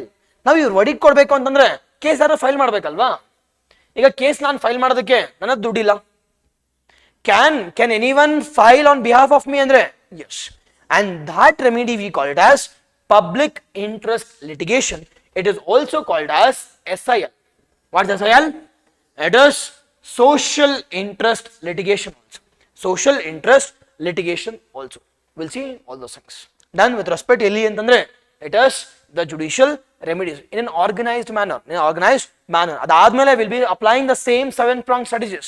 Significance ಏನು, challenges ಏನು, measures ಏನು. ನೋಡಿ judicial remedies ನ ಏನ್ ಮಾಡ್ತಾರೆ ಅನ್ಸತಿ? They will overstep. Judiciary we have given ಸ್ವಲ್ಪ extra powers ಕೊಟ್ಟಿದ್ದೀವಲ್ವಾ? ಆ extra powers ಏನ್ ಮಾಡ್ತಾರೆ ಕೆಲವು ಟೈಮ್ ಅಲ್ಲಿ? They will overstep this and they will enter where? They will enter into the other jurisdiction. Nothing but either to the legislative branch or to the executive branch. Again that is the challenges. Again challenges ಗೆ recommendations ಏನ್ ಕೊಡಬೇಕು, measures ಏನ್ ಕೊಡಬೇಕು, way forward ಏನ್ ಇರಬೇಕು, I'll be discussing. Yes, done. Okay alva? This is with respect to chapter 3. Now chapter 3 summarize ಮಾಡದಾ? Okay, chapter 3 ಅಲ್ಲಿ ಏನಿದೆಯಪ್ಪ? What heading talks about? Heading talks about distribution of legislative powers or center state relations ಅನ್ಕೋಣ. Center state relations ಏನೇನು study ಮಾಡ್ತೀವಿ ಅಂದ್ರೆ we'll be studying about 3 important I can say the structure. One we call it as legislative structure, What's the division between the center and state with respect to legislature? Second one will be studying with respect to administrative. Third one will be studying with respect to it is financial matters. First one mugitu. Second one ಏನಪ್ಪಾ ಅಂತಂದ್ರೆ we will be studying with respect to what? We will be studying with respect to the constitutional bodies, the powers and the functions of what? The constitutional bodies. Now sir, constitutional bodies, which constitutional bodies are called as the bulwark of constitution ಅಂತ ಕೇಳಿದ್ರೆ it is 3. ಯಾವುದು 3 ಇಲ್ಲಿ? It is election conduct ಮಾಡೋದಕ್ಕೆ Election Commission of India, auditing the accounts of the public, we have CAG. Third one we call it as the watchdog of merit, we call it as UPSC and the state public service commissions. UPSC as well as the state public service commissions. Out of this 3 nalli one question kellebeku. And the last one we call it as the political executive. Political executives. Now political executive yaru sir andre governor ಬಗ್ಗೆ discuss ಮಾಡಲೇಬೇಕು, ಸಕ್ಕತ್ news ಅಲ್ಲಿ ಇದೆ. Second one, it is the council of ministers headed by the chief minister. The third one we call it as it is attorney general or advocate general. I'll be studying that. Yes, done. Okay na. See, well ನೆನಪಿಟ್ಕೊಂಡಿರಿ, while discussing about the previous year questions, you should exactly say ಯಾವ chapter ಅಲ್ಲಿ ಬರ್ತಿದೆ, ಯಾವ heading ಅಲ್ಲಿ ಬರ್ತಿದೆ, which topic, which sub heading. Yes, done. The fourth one talks about what? The fourth one talks about ಏನಪ್ಪಾ ಅಂತಂದ್ರೆ it is unicameral and the bicameral legislations. Unicameral as well as the bicameral legislations. Now what do you mean by unicameral and what do you mean by bicameral? Exactly, yes. SR Bommai case, public interest litigation, exactly howdu. Okay alva? But jamanadella beda, but we'll be discussing about recent cases. Recent yavdu sir andre like electoral bond scheme, we'll be discussing about it as hijab, we'll be discussing about right to privacy cases, Aadhaar case, money bill case, atra. What are the different remedy which has been given by the Supreme Court anta. Supreme Court as well as our most important case with respect to High Court also. Most important case with respect to High Court also. Now next one will be ನೀವೊಂದು structure ನ follow ಮಾಡ್ತಿದ್ರೆ in the last chapter we have discussed about executive. Hope getting it is executive ಅಂತಂದ್ರೆ ಏನಪ್ಪಾ ಅಂತಂದ್ರೆ government ಅಂತ, it is central government and the state government. But now we are discussing or will be discussing about ಏನಪ್ಪಾ ಅಂತಂದ್ರೆ it is legislative branch, or we'll be discussing about law making authority anta. We will be discussing about the law making authority. Now sir, law making authority melege we will be discussing about the two important the structures. One we call it as ಏನಪ್ಪಾ ಅಂತಂದ್ರೆ unicameral and the second one we call it as a bi. Now what do you mean by uni and what do you mean by bi? Uni andre enu, bi andre enu? It is uni is nothing but a single. It is cameral ಅಂತಂದ್ರೆ house anta. It is single house and the second one we call it as the two house anta. Nene nodidvi which all states has unicameral and which all states has bicameral. Now can there be unicameralism at the central level? Can there be unicameral? Aga chance illa. Can there be temporarily unicameral? Yes. Temporary unicameral ಇರಬಹುದಾ? ಇರಬಹುದು. Only Rajya Sabha ಮಾತ್ರ ಇರುತ್ತೆ, but Lok Sabha can be dissolved. Temporary ಆಗಿರಬಹುದು, but in reality in the constitution there is no concept of unicameralism at the central level, whereas unicameralism as well as bicameralism can be followed at state levels. Now sir, ಈ member of parliamentarians irtaralva, don't you think they need to check on what? At the executive branch, we have a parliamentary form of government alva, judiciary on the top one, followed by legislative branch and executive branch. Legislature andre law making authority, executive is nothing but what? Executive is nothing but it is implementing authority. Implementing andre, don't you think the executive are drawn from legislature? Now ee legislature inda you executive bandirodrinda, don't you think they need to control this executive? Don't you think I need to control the government? Yes or no? Sir, ಹೆಂಗ್ sir ಇವ್ರನ್ನ control ಮಾಡೋದು, ಹೆಂಗ್ sir ಇವ್ರನ್ನ regulate ಮಾಡೋದು ಅಂತ ಕೇಳಿದ್ರೆ via concept of accountability. Accountability ಅಂದ್ರೆ ಏನು? Answerability for one's own decisions. ಕೇಳಿದ್ರೆ at least ಹೋಗ್ಲಿ. It is, what do you mean by accountability? What do you mean by accountability is nothing but answerability. ಯಾರಿಗೆ answerable? ಈಗ government answerable to ಯಾರಿಗೆ? Answerable to the people. Answerable to the people representatives. who is the supreme anta kelidre, people is supreme or people's representative is supreme? Nothing but Lok Sabha is supreme. Now yarige accountable government ಅವರು?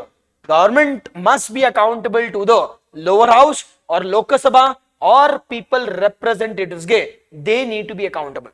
But in reality, are they accountable to Lok Sabha? No. ಏನಕ್ಕೆ? Why are they not responsible or why are they not accountable to the Lok Sabha anta kelidre? Because they have what? Because they have numbers.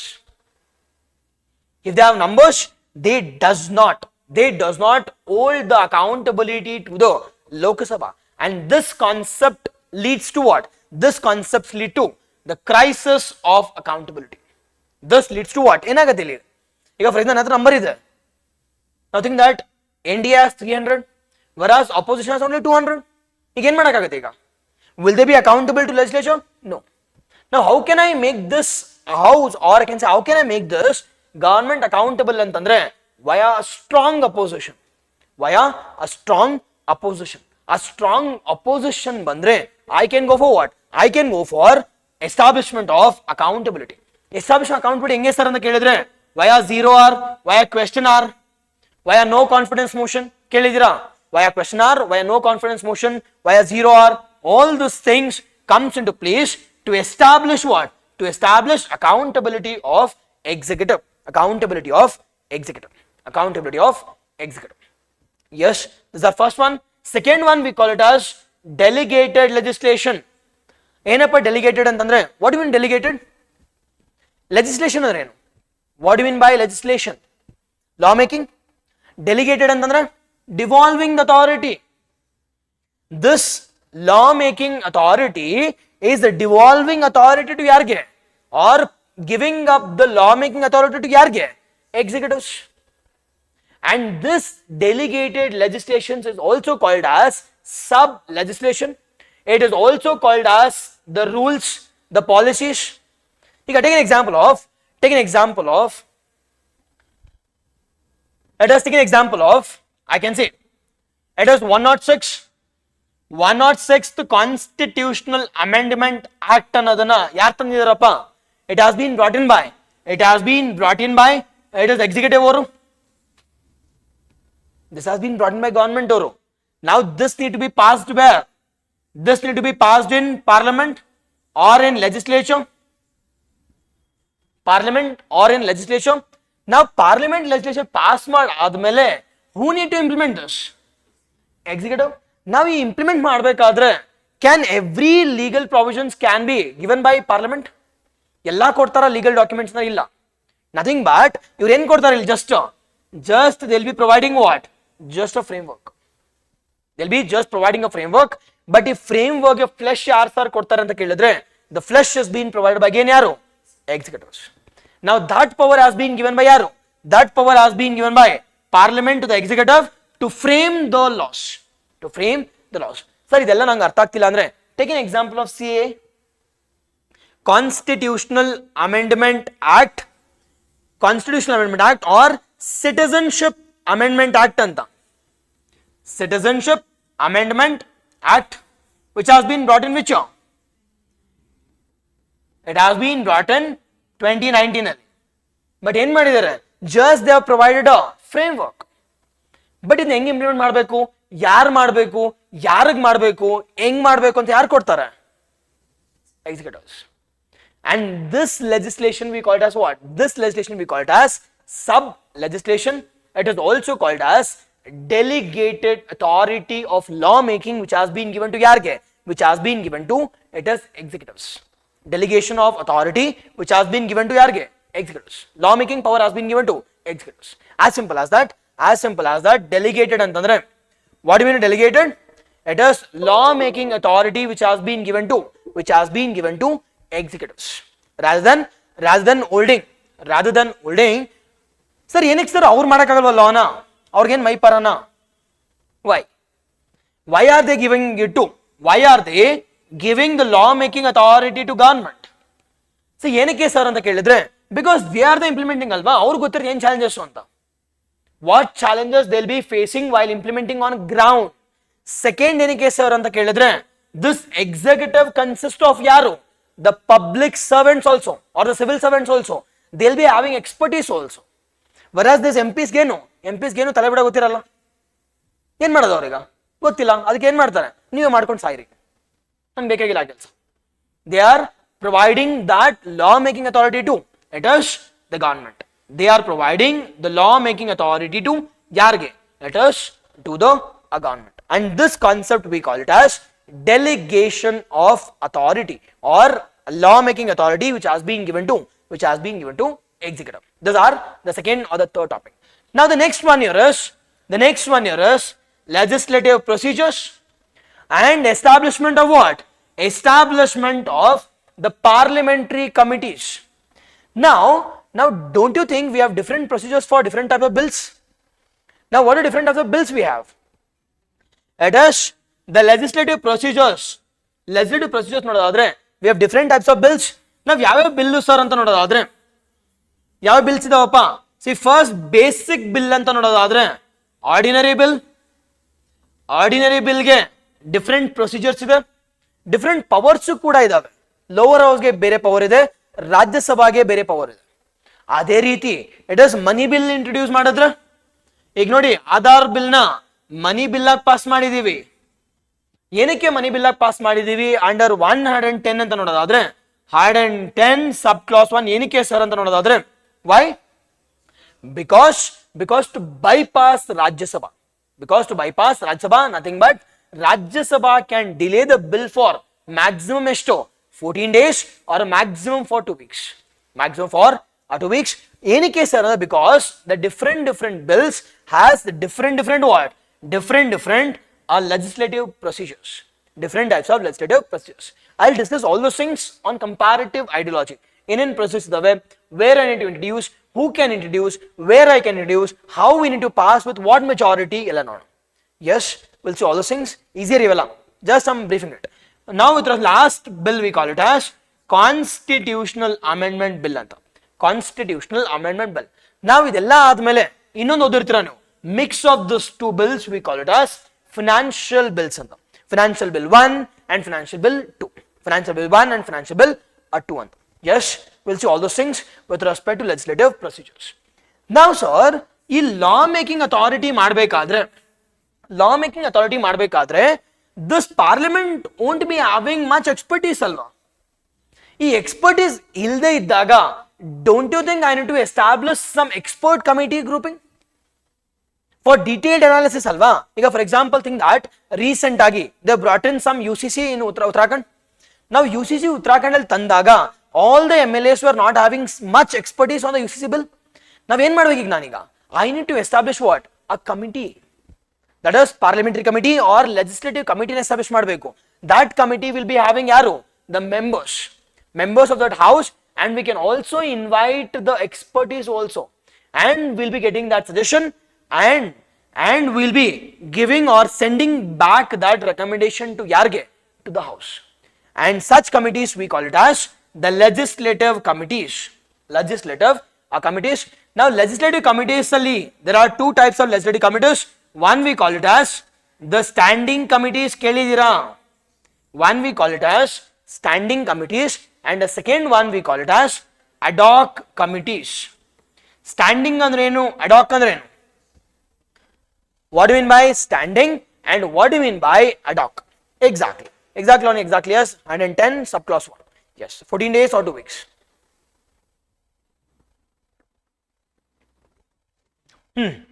Inapa standing andre, standing is as simple as that permanent committees anta. Permanent committees, whereas ad hoc antandre enu? It is temporary basis ಮೇಲೆ. Now examples ಕೊಡ್ತೀರಾ standing committees ಗೆ ಮತ್ತೆ ad hoc ಗೆ? Standing committee as simple as recent news ಅಲ್ಲಿ ಇದೆ. It is public accounts committee headed by ಯಾರು? It is KC Venugopal. Public accounts committee, it is public accounts committee followed by it is estimates committee. Estimates committee. Ad hoc ಗೆ it is ad hoc committee or technical committee ಯಾವ್ದೇ ಆಗಿರಬಹುದು, cyber crimes ಆಗಿರಬಹುದು, or technical committee on cyber crimes, technical committee on SEBI, Securities and Exchange Board of India. All these are to meet the temporary needs temporary needs. So ಕೆಲಸ ಮುಗಿದ್ಮೇಲೆ ಏನಾಗುತ್ತೆ automatically it will get dissolved. Automatically it will get dissolved. Whereas ಇದು continuously every year we will be going for re-establishment. We'll be going for re-establishment. That is called as standing committees or permanent committees of parliament. Permanent committees of the parliament. Yes, we'll be studying this. No, ಇದ್ರದ್ದು advantages ನಮ್ಗೆ ಏನು committees. But if last 10 years ಅಲ್ಲಿ we have not even established a single committee to study about any bill. Because the parliament has what? The locus has numbers. The government has numbers. ಅದಕ್ಕೋಸ್ಕರ ಏನು ಮಾಡ್ತಾರೆ? They'll be passing this bill in a hasteful manner also. Now what is the advantages of committees and what is the significance of committees or challenges of committees? Measures ಏನಿರಬೇಕು way forward. Yes, done. We'll see all those things. For by the fourth one, ಏನಪ್ಪ fourth one? It is now if the laws are being made by legislature or executive. Now laws na ಇವರಿಬ್ರು ಮಾಡಿದಾಗ sometimes they will step in and they'll frame laws outside the constitution. ಮಾಡ್ತಾರೋ ಮಾಡಲ್ವೋ? Take an example of Indira Gandhi. She imposed emergency by misusing the provisions. But ಈಗ ಏನ್ ಮಾಡ್ತಾರೆ ಈಗ? Now judiciary will step in. To remove that provisions or to remove this executive policies also. And that policy making we call it as judicial control over the legislative, or I can say delegated legislations or legislature as such. It is the judiciary is either controlling the legislature or it is controlling yarna or it is controlling executive. Nothing but in India we have a concept of what? Checks and balance mechanism. We don't have a concept of strict separation of power which is followed in USA. Rather we have a checks and balance mechanism with respect to what? Checking the legislative branch as well as executive branch. ಏನಕ್ಕೆ sir ಇವ್ರನ್ನ check ಮಾಡಬೇಕು ಅಂತ ಕೇಳಿದ್ರೆ to maintain the supremacy of constitution. To maintain what? To maintain the supremacy of the constitution. To maintain supremacy of the constitution branch. The supremacy of the constitution. Next ಆದ್ಮೇಲೆ we will be having a judicial review. The same thing continuation judicial review. So judicial review ಅಲ್ಲಿ articles ಯಾವುದು ಅಂತ ಕೇಳಿದ್ರೆ article 13 ಇದೆ, article 32 ಇದೆ, article 226. Article 13 talks about what? It is judicial review also. 32 and 26 talks about the rights. Anyways, we have discussed this. ಇದಾದ್ಮೇಲೆ we'll be studying about what? It is constitutional bodies also. Notice already. It is CAG article ಯಾವ್ದಪ್ಪ? It is 148 to 151. 148 to 151. Attorney General is also called as ಏನು?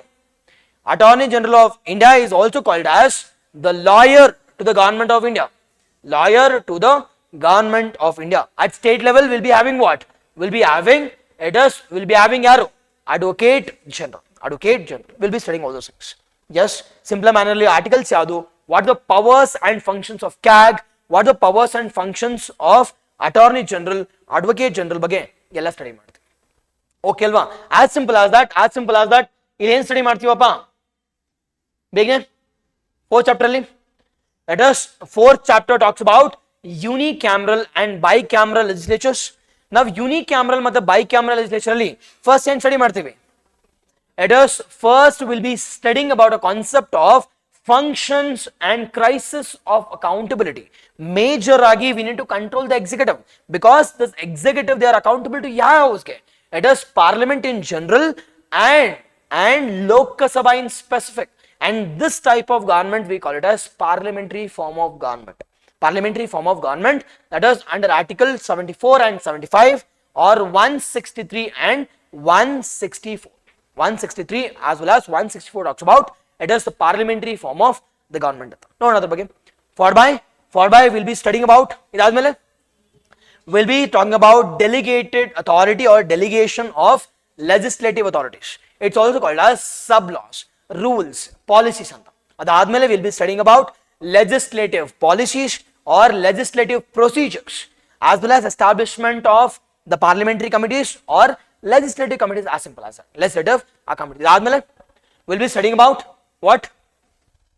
Bebene, we'll be studying about the judicial control or judiciary reviewing the legislative as well as administrative provisions, followed by the constitutional bodies, that is CAG as well as Attorney General of India. Yes, one idea barta ideyalla ಇನ್ನೇನು ಬರುತ್ತೆ ಪಾಲಿಟಿಲಿ ಅಂತ. We are summarising everything. ಇದು ಓದ್ಕೊಂಡು ಹೋದ್ರೆ prelims ಅಂತ ಮುಗ್ದೇ ಹೋಗುತ್ತೆ. But if you practice answer writing, it is you will be getting at least 80 or 85 marks. And this strategy you can apply to any subject. ಎಲ್ಲದಕ್ಕೂ ಅಪ್ಲೈ ಆಗುತ್ತೆ. Now the next one here is, the fifth one, that is important amendments of constitution. Important amendments of our constitution. Now ಯಾವ್ದಪ್ಪ important ಅಮೆಂಡ್ಮೆಂಟ್ಸು? Now we have 106 Constitution Amendment Act. 106 ಇದಾವೆ. Is all the amendments important? ಮತ್ತೆ ಯಾವ್ದು important ಹೇಳಿ ನೋಡೋಣ ಪಟ್ಪಟ್ ಅಂತ. First, it is first amendment is important. ಏನೀಗ first amendment? Why it is important? Because we have added 9th schedule to the Indian Constitution. For the first time, via first Constitutional Amendment Act, we have added what? The 9th schedule. 9th schedule. Idadmele we'll be studying about our mini constitution. Yada mini constitution no? 42nd Constitutional Amendment Act and idunna, and followed by 44th. See, this we call it as undemocratic constitution anta or undemocratic amendments. Whereas idinella repeal ಮಾಡಿದ್ದು ಯಾವ amendment ಅಲ್ಲಿ? It is 44th. It is 44th. ಇದು ಗೊತ್ತಿರಬೇಕು ಇಲ್ಲಿ. ಅದಾದ್ಮೇಲೆ you should know about the 52nd Constitutional Amendment Act. 52nd ಏನಕ್ಕೆ? It is addition of 10th schedule, that is anti-defection law, which has been added in which year? 1985 ಅಲ್ಲಿ anti-defection law. ಇದಾದ್ಮೇಲೆ we need to study about 61st Constitutional Amendment Act of 1988 and 99. ಯಾವ್ದಪ್ಪ ಇದು? 61st.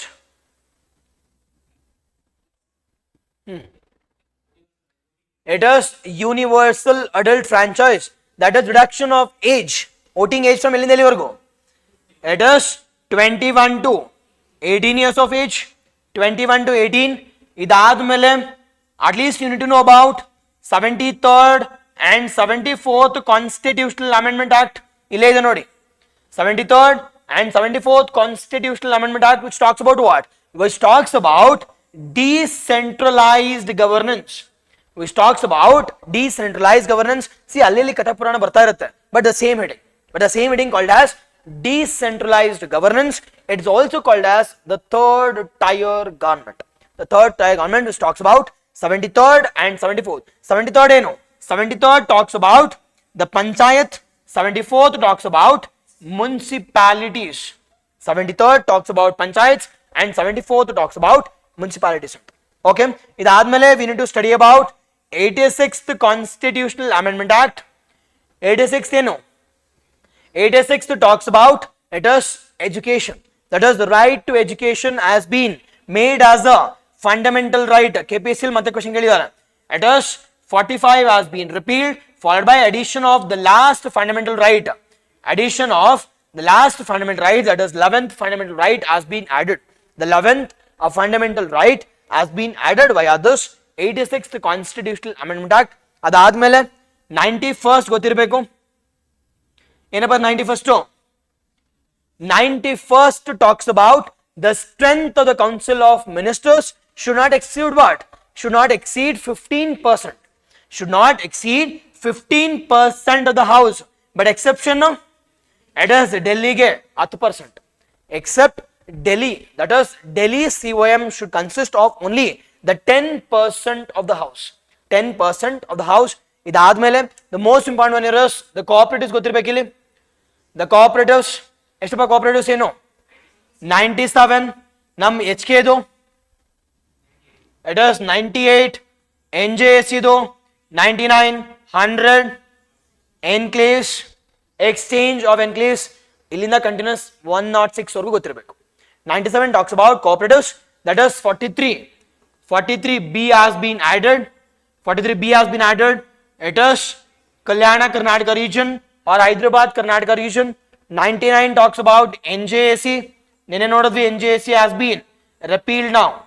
NJAC has been removed in the year 2015 via the 4 judges case.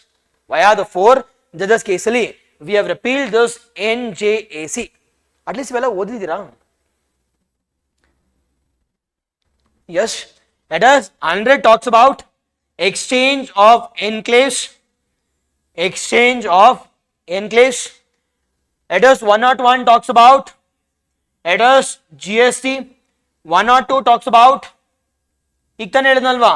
constitutional status has been given to backward class, National Commission for Backward Class. 103 talks about 10% reservation has been given to yarge EWS norge. EWS. 104 talks about, 104 talks about extension of, it is reservation for SC and ST, Anglo Indians na, it is, we have removed this. Extension of SC and ST reservation for 10 more years. 10 more years. Nura Aidu.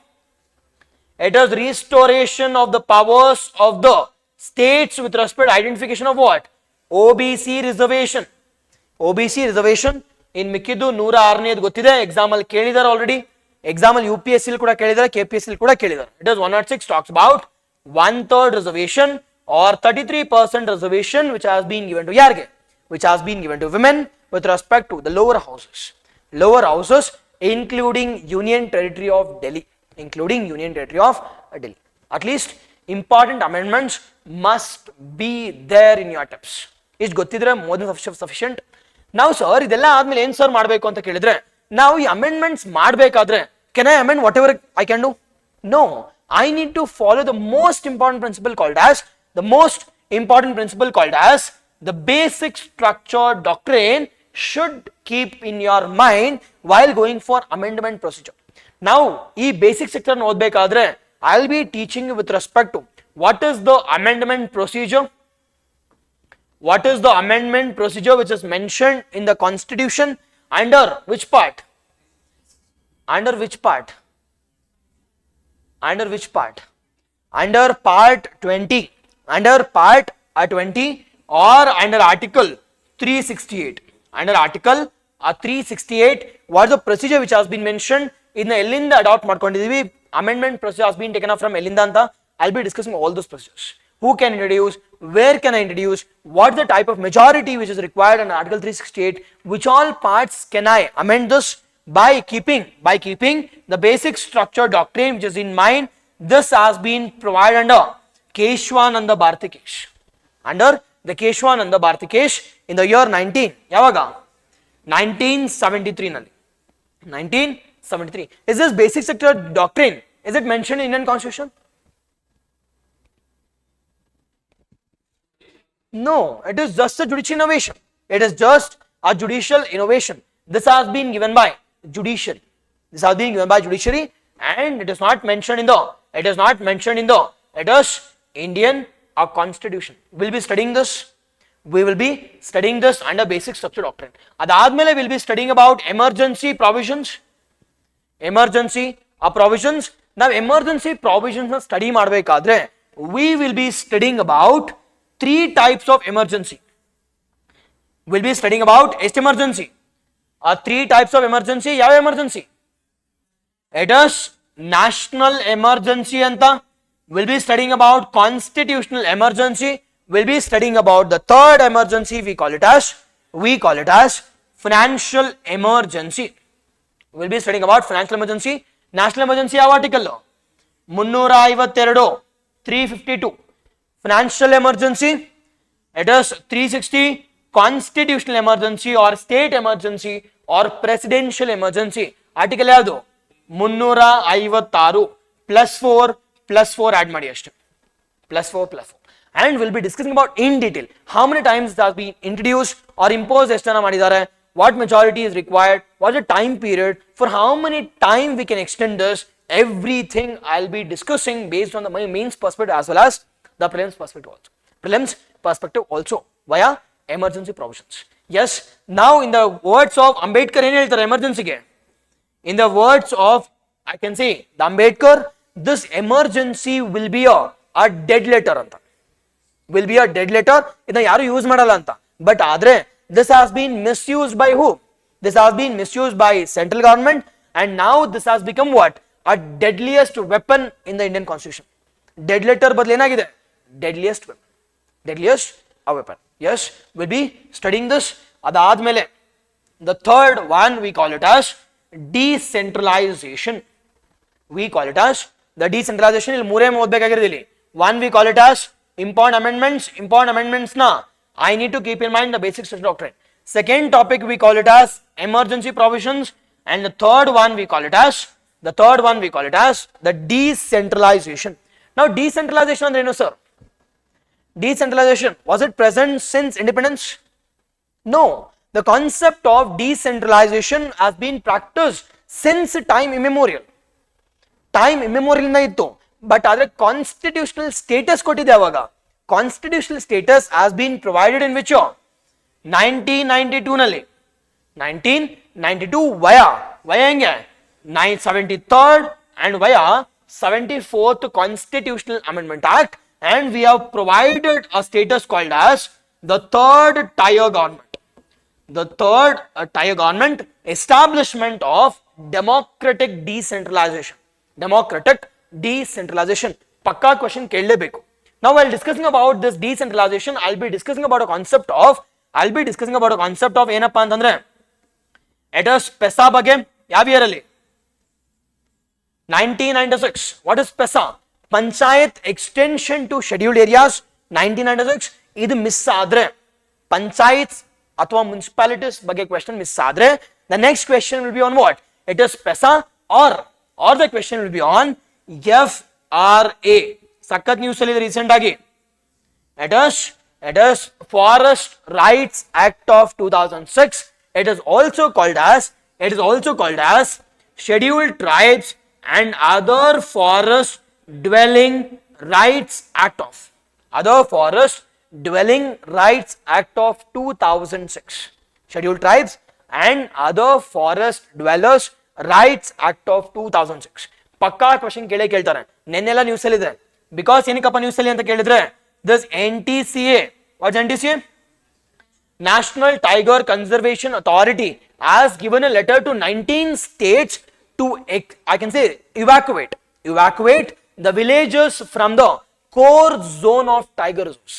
Core zone of tiger reserves ಇಂದ ಇವನ್ನ evacuate ಮಾಡಿ ಅಂತ. Nothing but ಯಾವ act ಬರುತ್ತೆ ಈಗ? It is either FRA or PESA will come into place. Either FRA, Forest Rights Act, or PESA will come into place. ಇಲ್ಲಿ ಮೂರೇ ಮೂರು ಟಾಪಿಕ್ಸ್, ಈ ಮೂರು ಓದ್ಕೊಂಡು ಹೋದ್ರೆ ಪಕ್ಕಾ ಒಂದು ಕ್ವಶನ್ ಬಂದೇ ಬರುತ್ತೆ. Yes, done, clear. ನಾವು with respect to fifth one ಏನಪ್ಪಾ? Fifth one year it majorly talks about the three major important things. One we call it as important amendments with respect to constitution. See, 106 ಓದಕ್ಕಾಗಲ್ಲ. Hardly you need to study some 15 amendments ಅಷ್ಟೇ, ಮುಗೀತು. Major ಆಗಿ ಅಲ್ಲಿ ನೋಡ್ಬೇಕಾಗಿರ್ತಕ್ಕಂಥದ್ದು 42nd and 44th is mandatory. ಅದಾದ್ಮೇಲೆ 96 ಇಂದ most important, 96 till 106 the recent amendments is most important. Now ಇದಾದ್ಮೇಲೆ second topic ಏನು sir ಅಂದ್ರೆ basic structure doctrine, followed by the third one we call it as a concept of what? The concept of emergency provisions, followed by decentralization, that is 73rd and 74th Constitutional Amendment Act. Application ನೋಡೋಣ, PESA ನೋಡೋಣ 1996, followed by we'll discuss about FRA of 2006 also. 2006 also recent ಆಗಿ in the year 2023 ಅಲ್ಲಿ the government has also brought in the Forest Rules Act of 2023 also. We'll see all those things. ಎಲ್ಲ ನೋಡೋಣ. The next one, the sixth chapter talks about the different types of bodies. The sixth chapter talks about the different types of bodies. ಇಲ್ಲಿ ನೋಡೋಣ. See, anyways, we have discussed this directive principles of state policy ಅಲ್ಲಿ in our first chapter ಅಲ್ಲಿ we have discussed about DPSP. ಅದಾದ್ಮೇಲೆ right to property will be discussing where in our second chapter, fundamental rights ಅಲ್ಲಿ. ಅದಾದ್ಮೇಲೆ this sixth chapter normally talks about ಏನು? this talks about the bodies. Now what are the different types of bodies idave sir ನಮ್ಮ ಇಂಡಿಯಾದಲ್ಲಿ ಅಂತ ನೋಡೋದಾದ್ರೆ we have three different types of bodies. ಯಾವ bodies ಅಪ್ಪ? Bodies ಅಂದ್ರೆ ಏನು? ಇಟ್ ಇಸ್ ಇನ್ಸ್ಟಿಟ್ಯೂಷನ್ ಅಂತ. Bodies as simple as that, institutions. Now what are different types of institution do we have in India? We have constitutional bodies idave. We have constitutional bodies. Constitutional bodies andre which is mentioned in the constitution, which is mentioned in the constitution. ಯಾವ bodies mention ಆಗಿದ್ದಾರೆ? Which all bodies are mentioned in the constitution? That is all these bodies. Election Commission of India article ಯಾವ article 324 ಇಂದ 329 ಪಕ್ಕಾ constitution ಅಂದ್ರೆ article ಹೇಳಲೇಬೇಕು ನನಗೀಗ. Public service commissions ಅಂದ್ರೆ it is 315 to 323, 3152, 323, which includes Union Public Service Commission as well as the State Public Service Commission also. Followed by backward commission ge, backward commission which includes it is 338, it is A na B na, it is B, it is A talks about what? National Commission for ST. Followed by Finance Commission, recent agi 16th Finance Commission has been headed by yara pehle, it is Arvind Panagaria. It is Finance Commission can be Union Finance Commission also, State Finance Commission also. State Finance Commission talks about article yaudili State Finance Commission ge, it is 243, it is I. UPSC question kelidare at the same time ali, even in recently KPSC 2024 al kuda there was a question about, I can see Finance Commission, that is article 280, that is Union Finance Commission. Followed by 243 I talks about State Finance Commission also. State Finance Commission recent ಯಾವ Finance Commission sir ಅಂದ್ರೆ this is 16th Finance Commission headed by Arvind Panagaria. Followed by state ಅಲ್ಲಿ ನೋಡೋದಾದ್ರೆ recent ಆಗಿ submit ಮಾಡಿದ CM ಗೆ, that is 5th Finance Commission headed by it is Narayana Swamy. It is Narayana Swamy Commission. Example question ಕೇಳಿ. Done? Clear? Next one. Next ಇವೆಲ್ಲ bodies. Finance Commission, all this comes under it is the constitutional bodies. Constitutional bodies. Second type of body we call it as ಏನಪ್ಪ? Statutory body. Statutory body ಅಂದ್ರೆ which is established via an act of parliament, which has been established via an act of parliament, a parliament ಅಂತ. ನಾವು act of parliament establish ಮಾಡ್ತಕ್ಕಂಥ bodies ಯಾವುದು sir ಅಂತ ಕೇಳಿದ್ರೆ which all bodies comes under act of parliament ಅಂತ ಕೇಳಿದ್ರೆ women's commission, that is National Commission for Women, National Commission for Women Act. ಅದಾದ್ಮೇಲೆ National and State Minorities Commission Act, ಅದೇ ರೀತಿ NHRC Act, followed by CIC Act or Information Commission Act ಅಂತ ಮಾತಾಡ್ತೇವೆ. This is our second type of body. And the third type of body we call it as executive body anta. Executive body ಅಂತಂದ್ರೆ this has been established by ಯಾರು? This has been established by the government. This has been established by legislature. This has been established by ಯಾರು? It is constitutional. ನಾವು ಯಾವ್ಯಾವ executive bodies ಬರುತ್ತಪ್ಪ ಅಂತಂದ್ರೆ which all comes in executive bodies, which includes Planning Commission, NDC ಬರುತ್ತೆ, Planning Commission, NDC, CBI. Yes, all this comes under Planning Commission. Now it has been replaced with what? It is Niti Ayog. Now it has been replaced with Niti Ayog. Yes or no? So syllabus ಅರ್ಥ ಮಾಡ್ಕೊಂಡ್ರೆ ನಿಮ್ಗೆ previous year question ಗೊತ್ತಾಗುತ್ತೆ. ಅದು ಗೊತ್ತಾದ್ರೆ content ಹೆಂಗ್ ಹೋಗ್ಬೇಕು ಅಂತ ಗೊತ್ತಾಗುತ್ತೆ. ಓಕೆ ಅಲ್ವಾ? We'll solve this. Done? Exactly. By using a government executive power, they'll be establishing what? They'll be establishing the different I can say governments. Different governments. Okay now? Done? The last, the chapter is okay alva.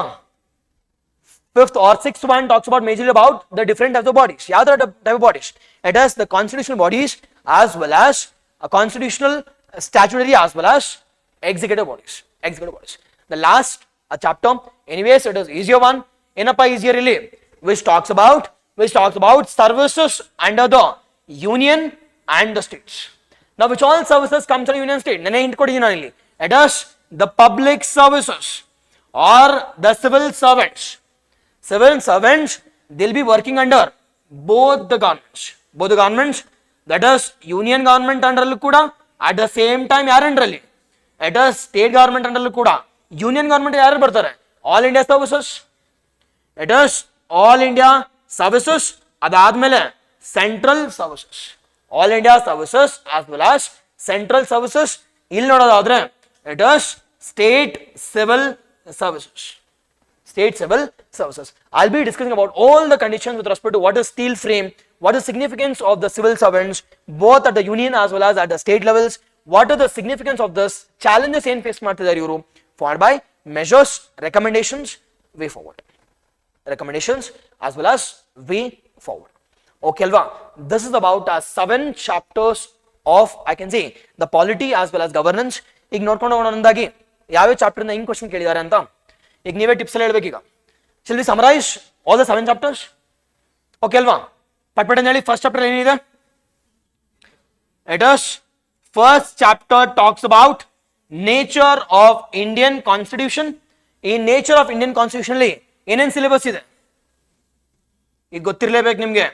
First it is the constitutional, it is constitutional developments, or as simple as that, origin, salient features, adadmele preamble, fourth one DPSP, followed by Indian federalism.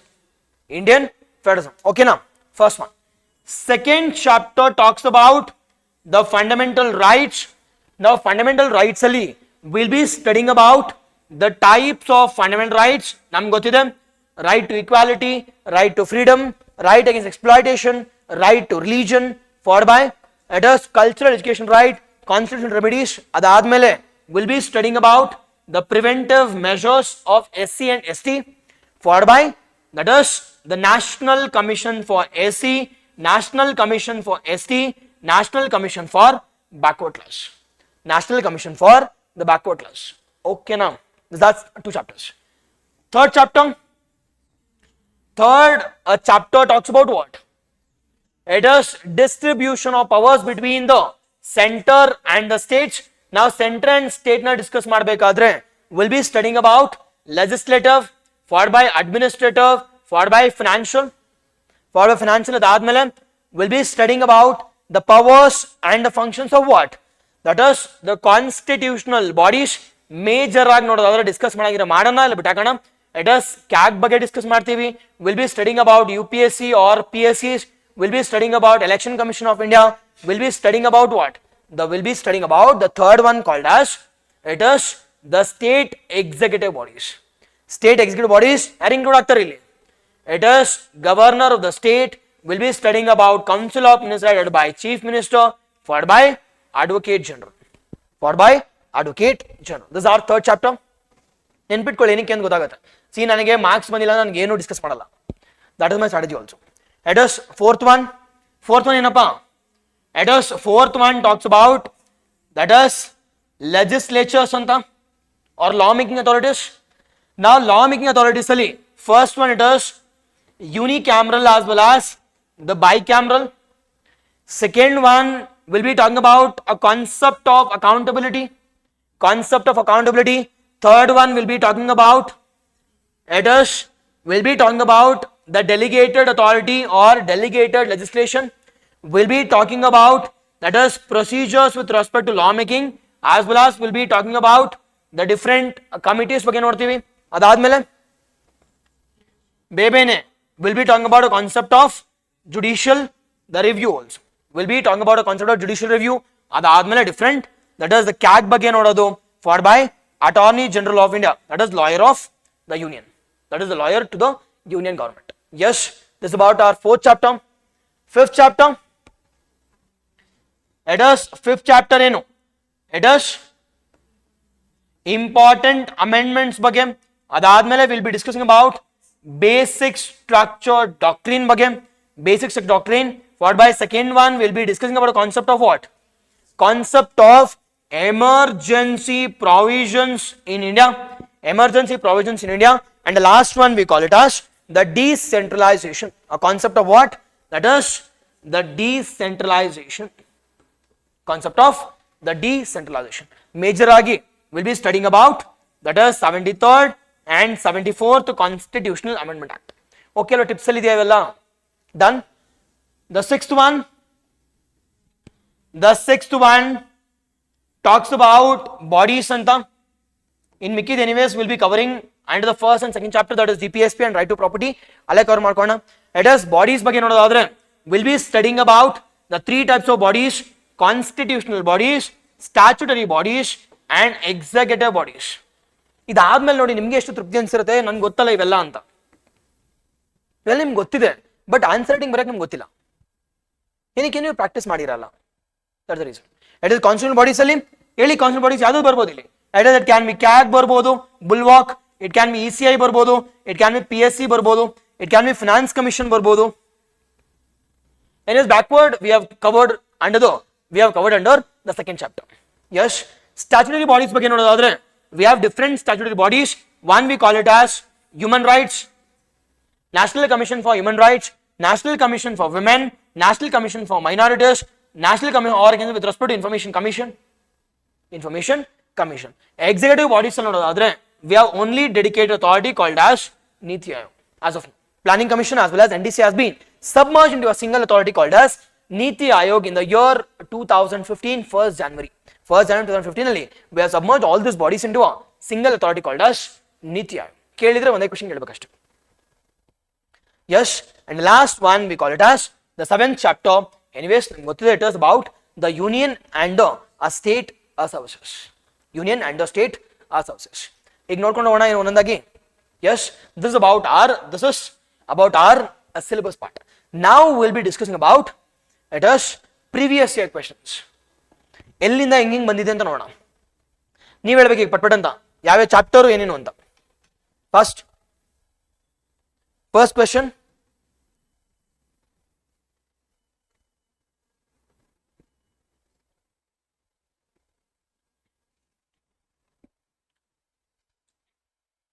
begin. First question talks about what? First question talks about nodidre this is from 2021. Now total agi it must be 7 or 6 questions irbeku, hange follow ಮಾಡ್ತೀರಿ. Either it must be 80 or 85. Now approximate 80 ಇದೆ out of 250. Now first question talks about a concept of the PIL or concept of, can I say it is a concept of any judicial remedies. Now concept of public interest litigation and discuss how it has helped in achieving. Helped ಅಂದ್ರೆ ಏನಿಲ್ಲ, it is positives ಅಂತ ನೋಡಿ, ನಮ್ಮ blue print ಕೂಡ work ಆಗ್ತಿದೆ. It is positive how it has helped in achieving social justice with the help of dedicated cases. Obviously we will be discussing this also. It will be direct questions irutte, though it might be application or current affairs based, it will be direct questions. It will be direct questions baribodu at least ಹೋಗ್ಲಿ. by applying our 7-pronged strategies. ಇಲ್ಲ 7-pronged strategies ಅಲ್ಲಿ PIL will be nothing but judicial review or judicial remedies concept. Introduction conclusion same ಇರುತ್ತೆ, but significance ಮಾತ್ರ add ಮಾಡಬೇಕು. out of 7 ಅಲ್ಲಿ ಯಾವ್ದು ಬೇಕೋ ಅದನ್ನ ಪಿಕ್ ಮಾಡ್ಕೋತೀವಿ. yes or no? Yes, this has been taken up from which chapter? That is third chapter. Direct question na? Direct. Second one, examine the limitations in amending any part of the constitution. Amendment ಅಂದ್ರೆ ಯಾವ chapter? It is chapter 4. But ಇಲ್ಲಿ ಕೇಳ್ತಾರ ನೋಡಿ, ನಮ್ಮ limitation ಕೇಳ್ತಿದ್ದಾರೆ. negatives of amendment again from our blueprint, from 4th chapter. ಇಲ್ಲಿ topic has been picked up from ಎಲ್ಲಿಂದ? basic structure doctrine ಇಂದ. The concept has been taken up from basic structure doctrine. We can amend any part of the constitution, but without altering what? Without altering the basic structure doctrine. Basic structure doctrine baribodu nogli. But again 10 marks andre it is 150 words. How many minutes? Nenne helde nanu 10 marks andre it is 7 minutes. Average agi 7 minutes. Average 7 minutes. This has been taken up from it is the 4th chapter. Next nodi. Explain the scope of freedom of trade, the commerce and intercourse under article the 301 of the Constitution of India. This has been taken up from ಯಾವ chapter ಇಂದ? It is 2nd chapter ಇಂದ, that is the rights outside part 3 ಅಂತ. I'll be discussing this. the rights outside part 3 ಎಲ್ಲಿಂದ sir ನೋಡ್ಕೊಂಡು ಹೋಗ್ತೀವಿ ಅಂತಂದ್ರೆ will be studying about 300A right to property, will be studying about 301, 302, 305 ವರ್ಗೂ will be discussing. Yes, again this has been taken from ಎಲ್ಲಿಂದ, it is second ಆಯ್ತು, third ಆಯ್ತು, fourth ಆಯ್ತು, second ಆಯ್ತು, fourth ಆಯ್ತು, third ಆಯ್ತು. ನೋಡೋಣ next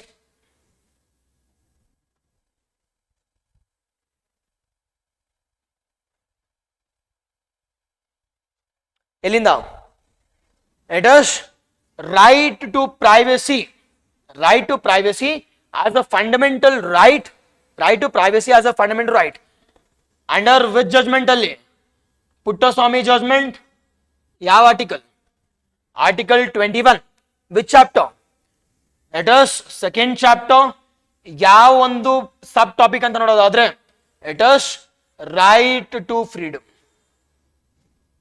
right to of freedom, right to freedom.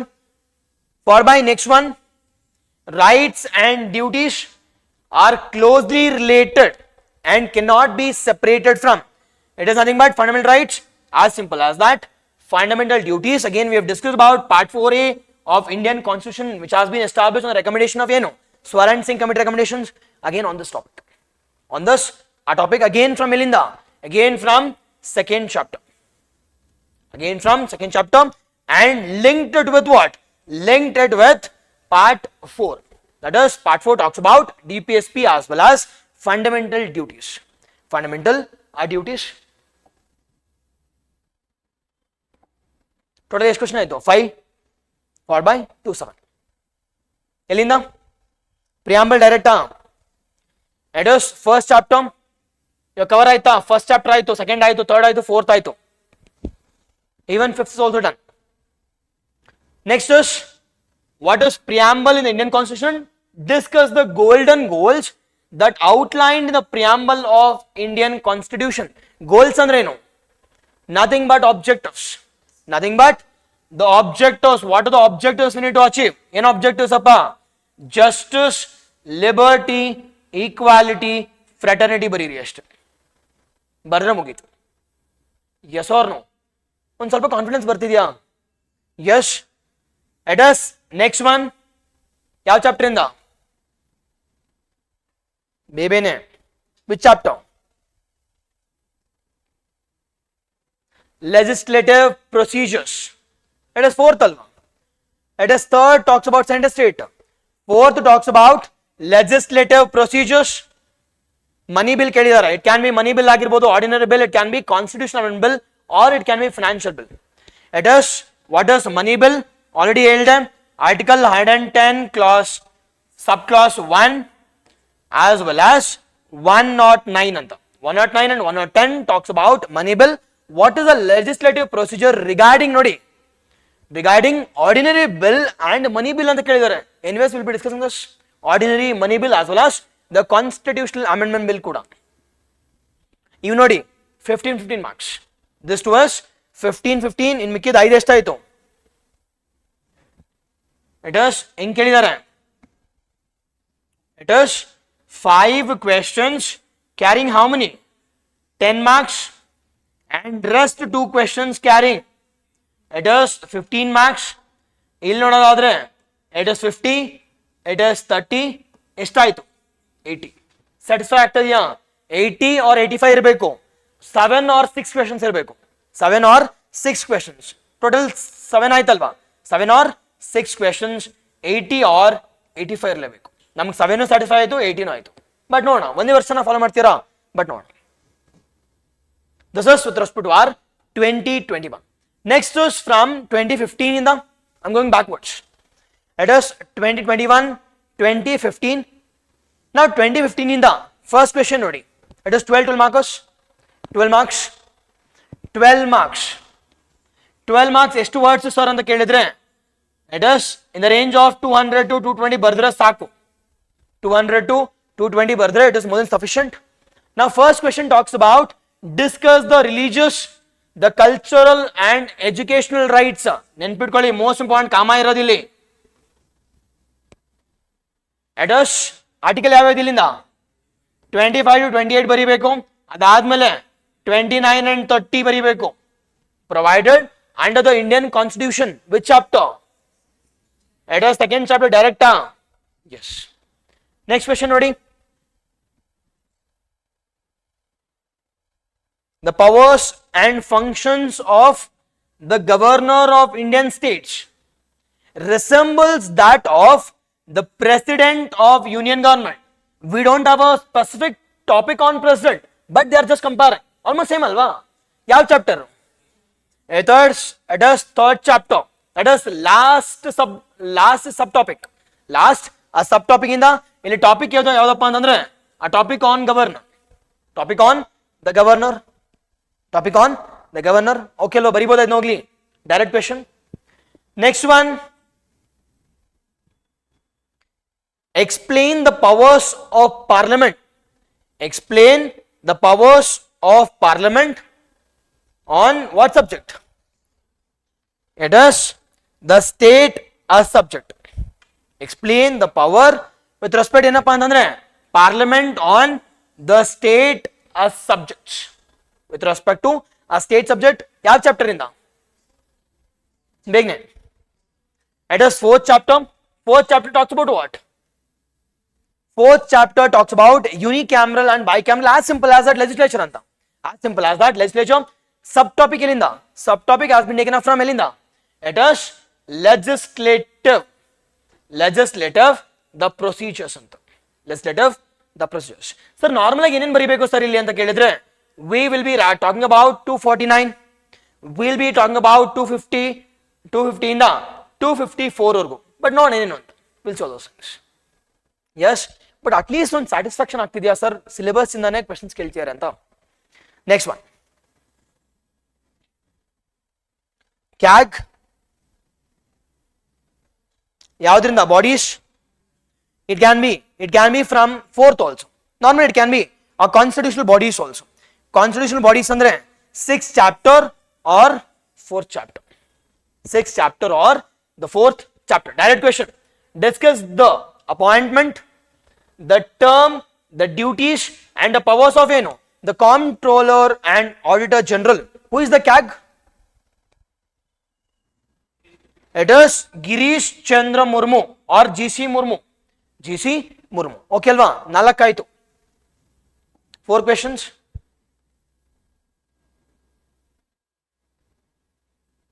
Next ನೋಡಿ.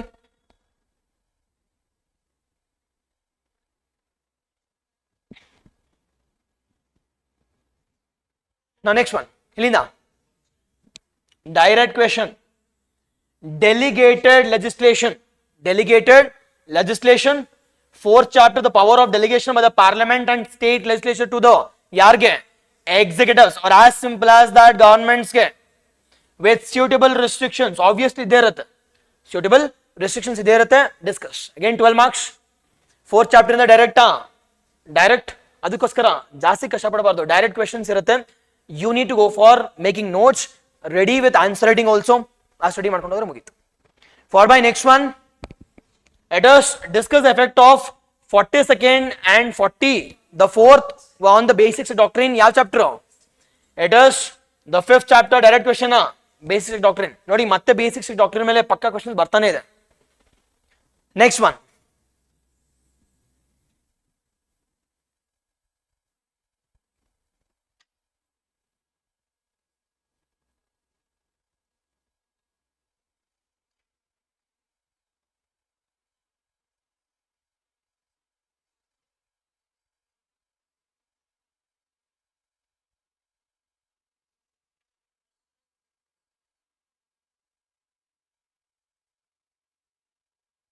ಪಕ್ಕಾ okay alva. It's as simple as that. A question is on LA. Question is on DPSP. That is directive principles of state policy. Directive principles of state policy andre that is first chapter. Direct question.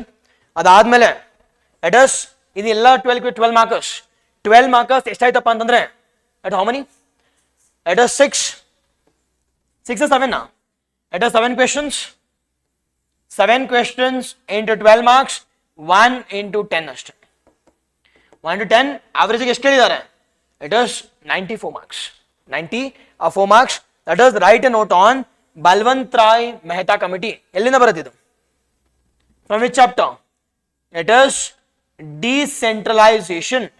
Decentralization, or it is also called as the Panchayat Raj committees, which is the first committee which has been established. That is Balwant Rai Mehta committee alva. Adadmele Ashok Mehta committee barutte. Yes or no? Adadmele Ashok Mehta. Again, I'll be discussing under decentralization or Panchayat. See, Panchayat Raj ge, without studying those committees, it is incomplete. In the maade martivi. Your exam al kelidare antalla. Even I'll be discussing also. Done? Okay, easy question now. This from Melinda. This is from 2015. Now 2014 nodadadre, observe this.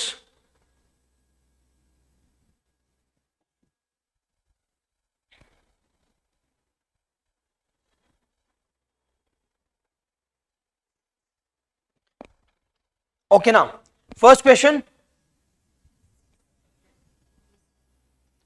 Again observe ಮಾಡಿ. 12 and a half. Now first one, direct question. It is election commission. Election commission from yav chapter in the? It is from bodies.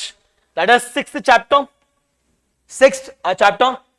Second one, socialistic principles, directive principles in the. Either it can be first chapter or 6th chapter, but normally it's first. But normally first. But ella chapter na questions keltiyara? Keltiyara. Followed by NDC is a super cabinet. NDC is a super cabinet. 2014 alva. 2015 ಅಲ್ಲಿ ನೀತಿ ಆಯೋಗ ಬರುತ್ತೆ. ಅದಕ್ಕಿಂತ ಮುಂಚೆ NDC ನೇ ಇತ್ತು. It is again from which chapter? It is again from 6th chapter.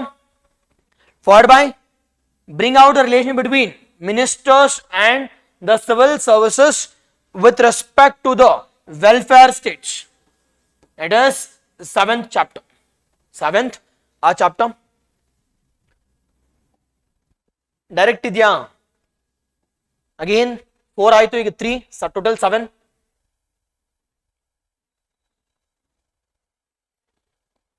Direct question alva. Delegated authority. Delegated authority. Delegated authority. ಎಲ್ಲಿಂದ? Yes or no? ಅರ್ಥ ಆಗ್ತಿದೆ ಹೋಗ್ಲಿ? Yes, ಕಷ್ಟ ಪಡಬಾರ್ದು. There will be direct questions in mains. It is problems associated. Again ನೋಡಿ, our blueprint. Negatives of delegated authority. Ali positives ಕೇಳಿದ್ರು. ಇಲ್ಲಿ they are asking about negatives and suggest measures also for effective delegation. See. Next, ಯಾವ chapter ಇಂದ? 4th chapter.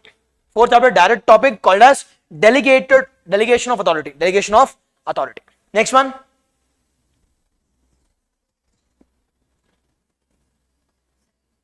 ಏನಕ್ಕೆ? 2nd chapter alva. From fundamental rights. That is the preventive measures.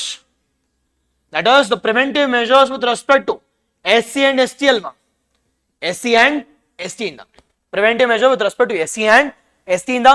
Direct question again from 2nd chapter. Direct question from 2nd chapter. Bicameral legislation directly from Melinda. It is 4th chapter. Again 12.5. 12.5 into 7. It is 87. It is okay. In and around average ಆಗಿ ನೋಡೋದಾದ್ರೆ in the range of 80 to 85 marks ಅಂತೂ ಪಕ್ಕಾ polity ಇಂದ ಬರಲೇಬೇಕು. Yes, done. Okay now. Yes, this is about all the 3. Now sir, we have discussed about what is polity and governance. In the last 2 days class, we have discussed about what is polity and what is governance. We have discussed about in detail about syllabus, and the third one we have discussed about in detail about the previous year questions also. ಎಲ್ಲಿಂದ question ಕೇಳಿದ್ದಾರೆ? Every chapter ಮೇಲೆ. ಈಗ ನೀವು syllabus ನೋಡಿದಾಗ ನಿಮ್ಗೆ ಗೊತ್ತಾಗುತ್ತೆ ಎಲ್ಲಾದ್ರ ಮೇಲೆ question ಕೇಳಿದ್ದಾರೆ. And it is to some extent it is direct also. ಒಂದು ಸ್ವಲ್ಪ current affairs add ಮಾಡ್ಕೊಂಡ್ರೆ more than sufficient. But they are not diverging from the syllabus. Yes. ನಾನು ಎಲ್ಲ ರೆಡಿ ಆಗಿರಬೇಕು. ಸಿ 12.5 ಕೇಳಿ, 12 ಕೇಳಿ, 15 ಕೇಳಿ, how will it matter? The same content ಅಲ್ವಾ? ನಾವು we are getting ready for everything. ನಾವು 25 marks ರೆಡಿ ಆಗ್ತಿದ್ದೀವಿ. If it is for 10 marks, we'll compress the content. If it is for 12.5, we'll expand the content. ಮುಗೀತು. And we'll be addressing the demand the question ಅಷ್ಟೇ. If it is 2 to 3 a subheadings andaga, we'll go for, I can say 15 markers, 1 or 2 idaga 10 marks. End of the game. Yes, I'll be teaching all those things. Enge headings kodbeku, subheadings and kodbeku, how will be the questions, we'll address all those things. Done. Now for this, I'll be taking up 20 classes. I'll be taking up 20 classes. Okay, Alva. Now this 2 classes is just this 2 classes is just an introductory class as well as the strategy session. Session how we need to discuss about this chapters, and the chapters youngsters study ಮಾಡ್ತೀರಾ ಅಂತ ಕೇಳಿದ್ರೆ every day I'll be teaching you only 2 topics by applying all the 7 blueprints.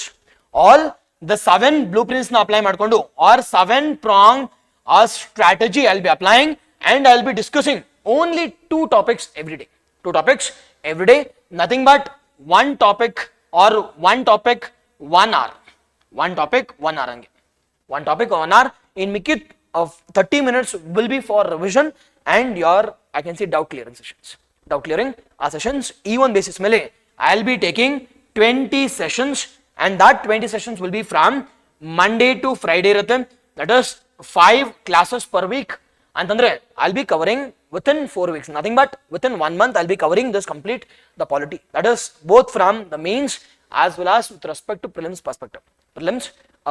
Okay, 20 classes, and I'll be teaching you the mains, the previous year questions from 2014, 15 and 2021 previous year questions.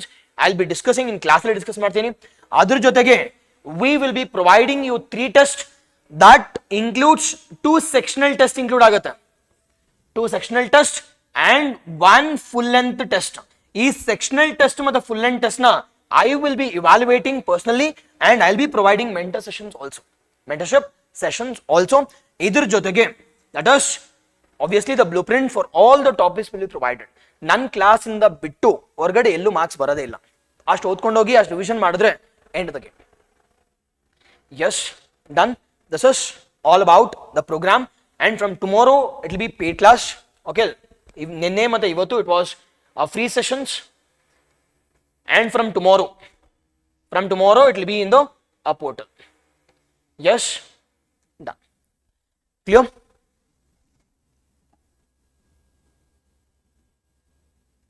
Yes. Online, offline, is there any doubts? Any doubts idya? Yes.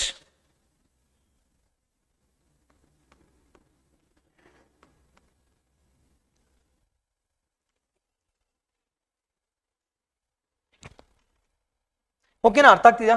Fast speed ಎಲ್ಲ ಓಕೆನಾ? First thing is speed fine. Second, ಜಾಸ್ತಿ Kannada use ಮಾಡ್ಬೇಕಾ ಅವರಲ್ಲಿ ಸಾಕ? Okay, ಸಾಕು. Speed ಓಕೆನಾ? Online offline okay. The third one homework ಕೊಡ್ಬೇಕಾ ಬೇಡವಾ? Some 1 or 2 questions homework kodboda? Okay, we can go with this. The fourth one it is 2.5 hours saka, innu jaasti increase madbeka? Sakalva? Okay. Fifth one, do you want break in the middle? Break beka or else 2.5 okay na, or else 1 break beka? Okay. Yes, this is all from my side. If there is no doubts, we can wind up. Okay alva? Yes, done. Kannada medium alli notes provide ಮಾಡಿ. Okay, yes. Homework, yes. Okay, kannada ಸ್ವಲ್ಪ ಜಾಸ್ತಿ. Okay, I'll include. Fees ಎಷ್ಟು? Like I'm not sure, but maybe I think it is 4,000 ಇರಬಹುದು. I'm not sure, but 4,000. Okay alva? Yes, correct huh? Okay, yes. Okay, yeah, if you contact NammaKPSC in contact madidre, I have provided a number also. If contact madidre, they will be providing all the, I can see, the queries. Done? Yes. With this note, we'll wind up and we'll meet you tomorrow. Yes, thank you. What other subjects do you teach? Everything.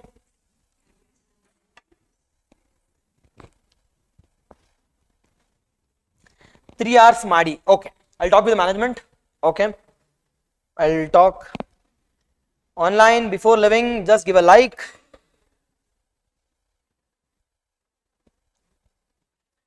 Zeba, thank you. Sima, thank you. Sridevi, I'll talk with management about the Kannada notes. Okay, Alva? Yes. Thank you. See you all tomorrow.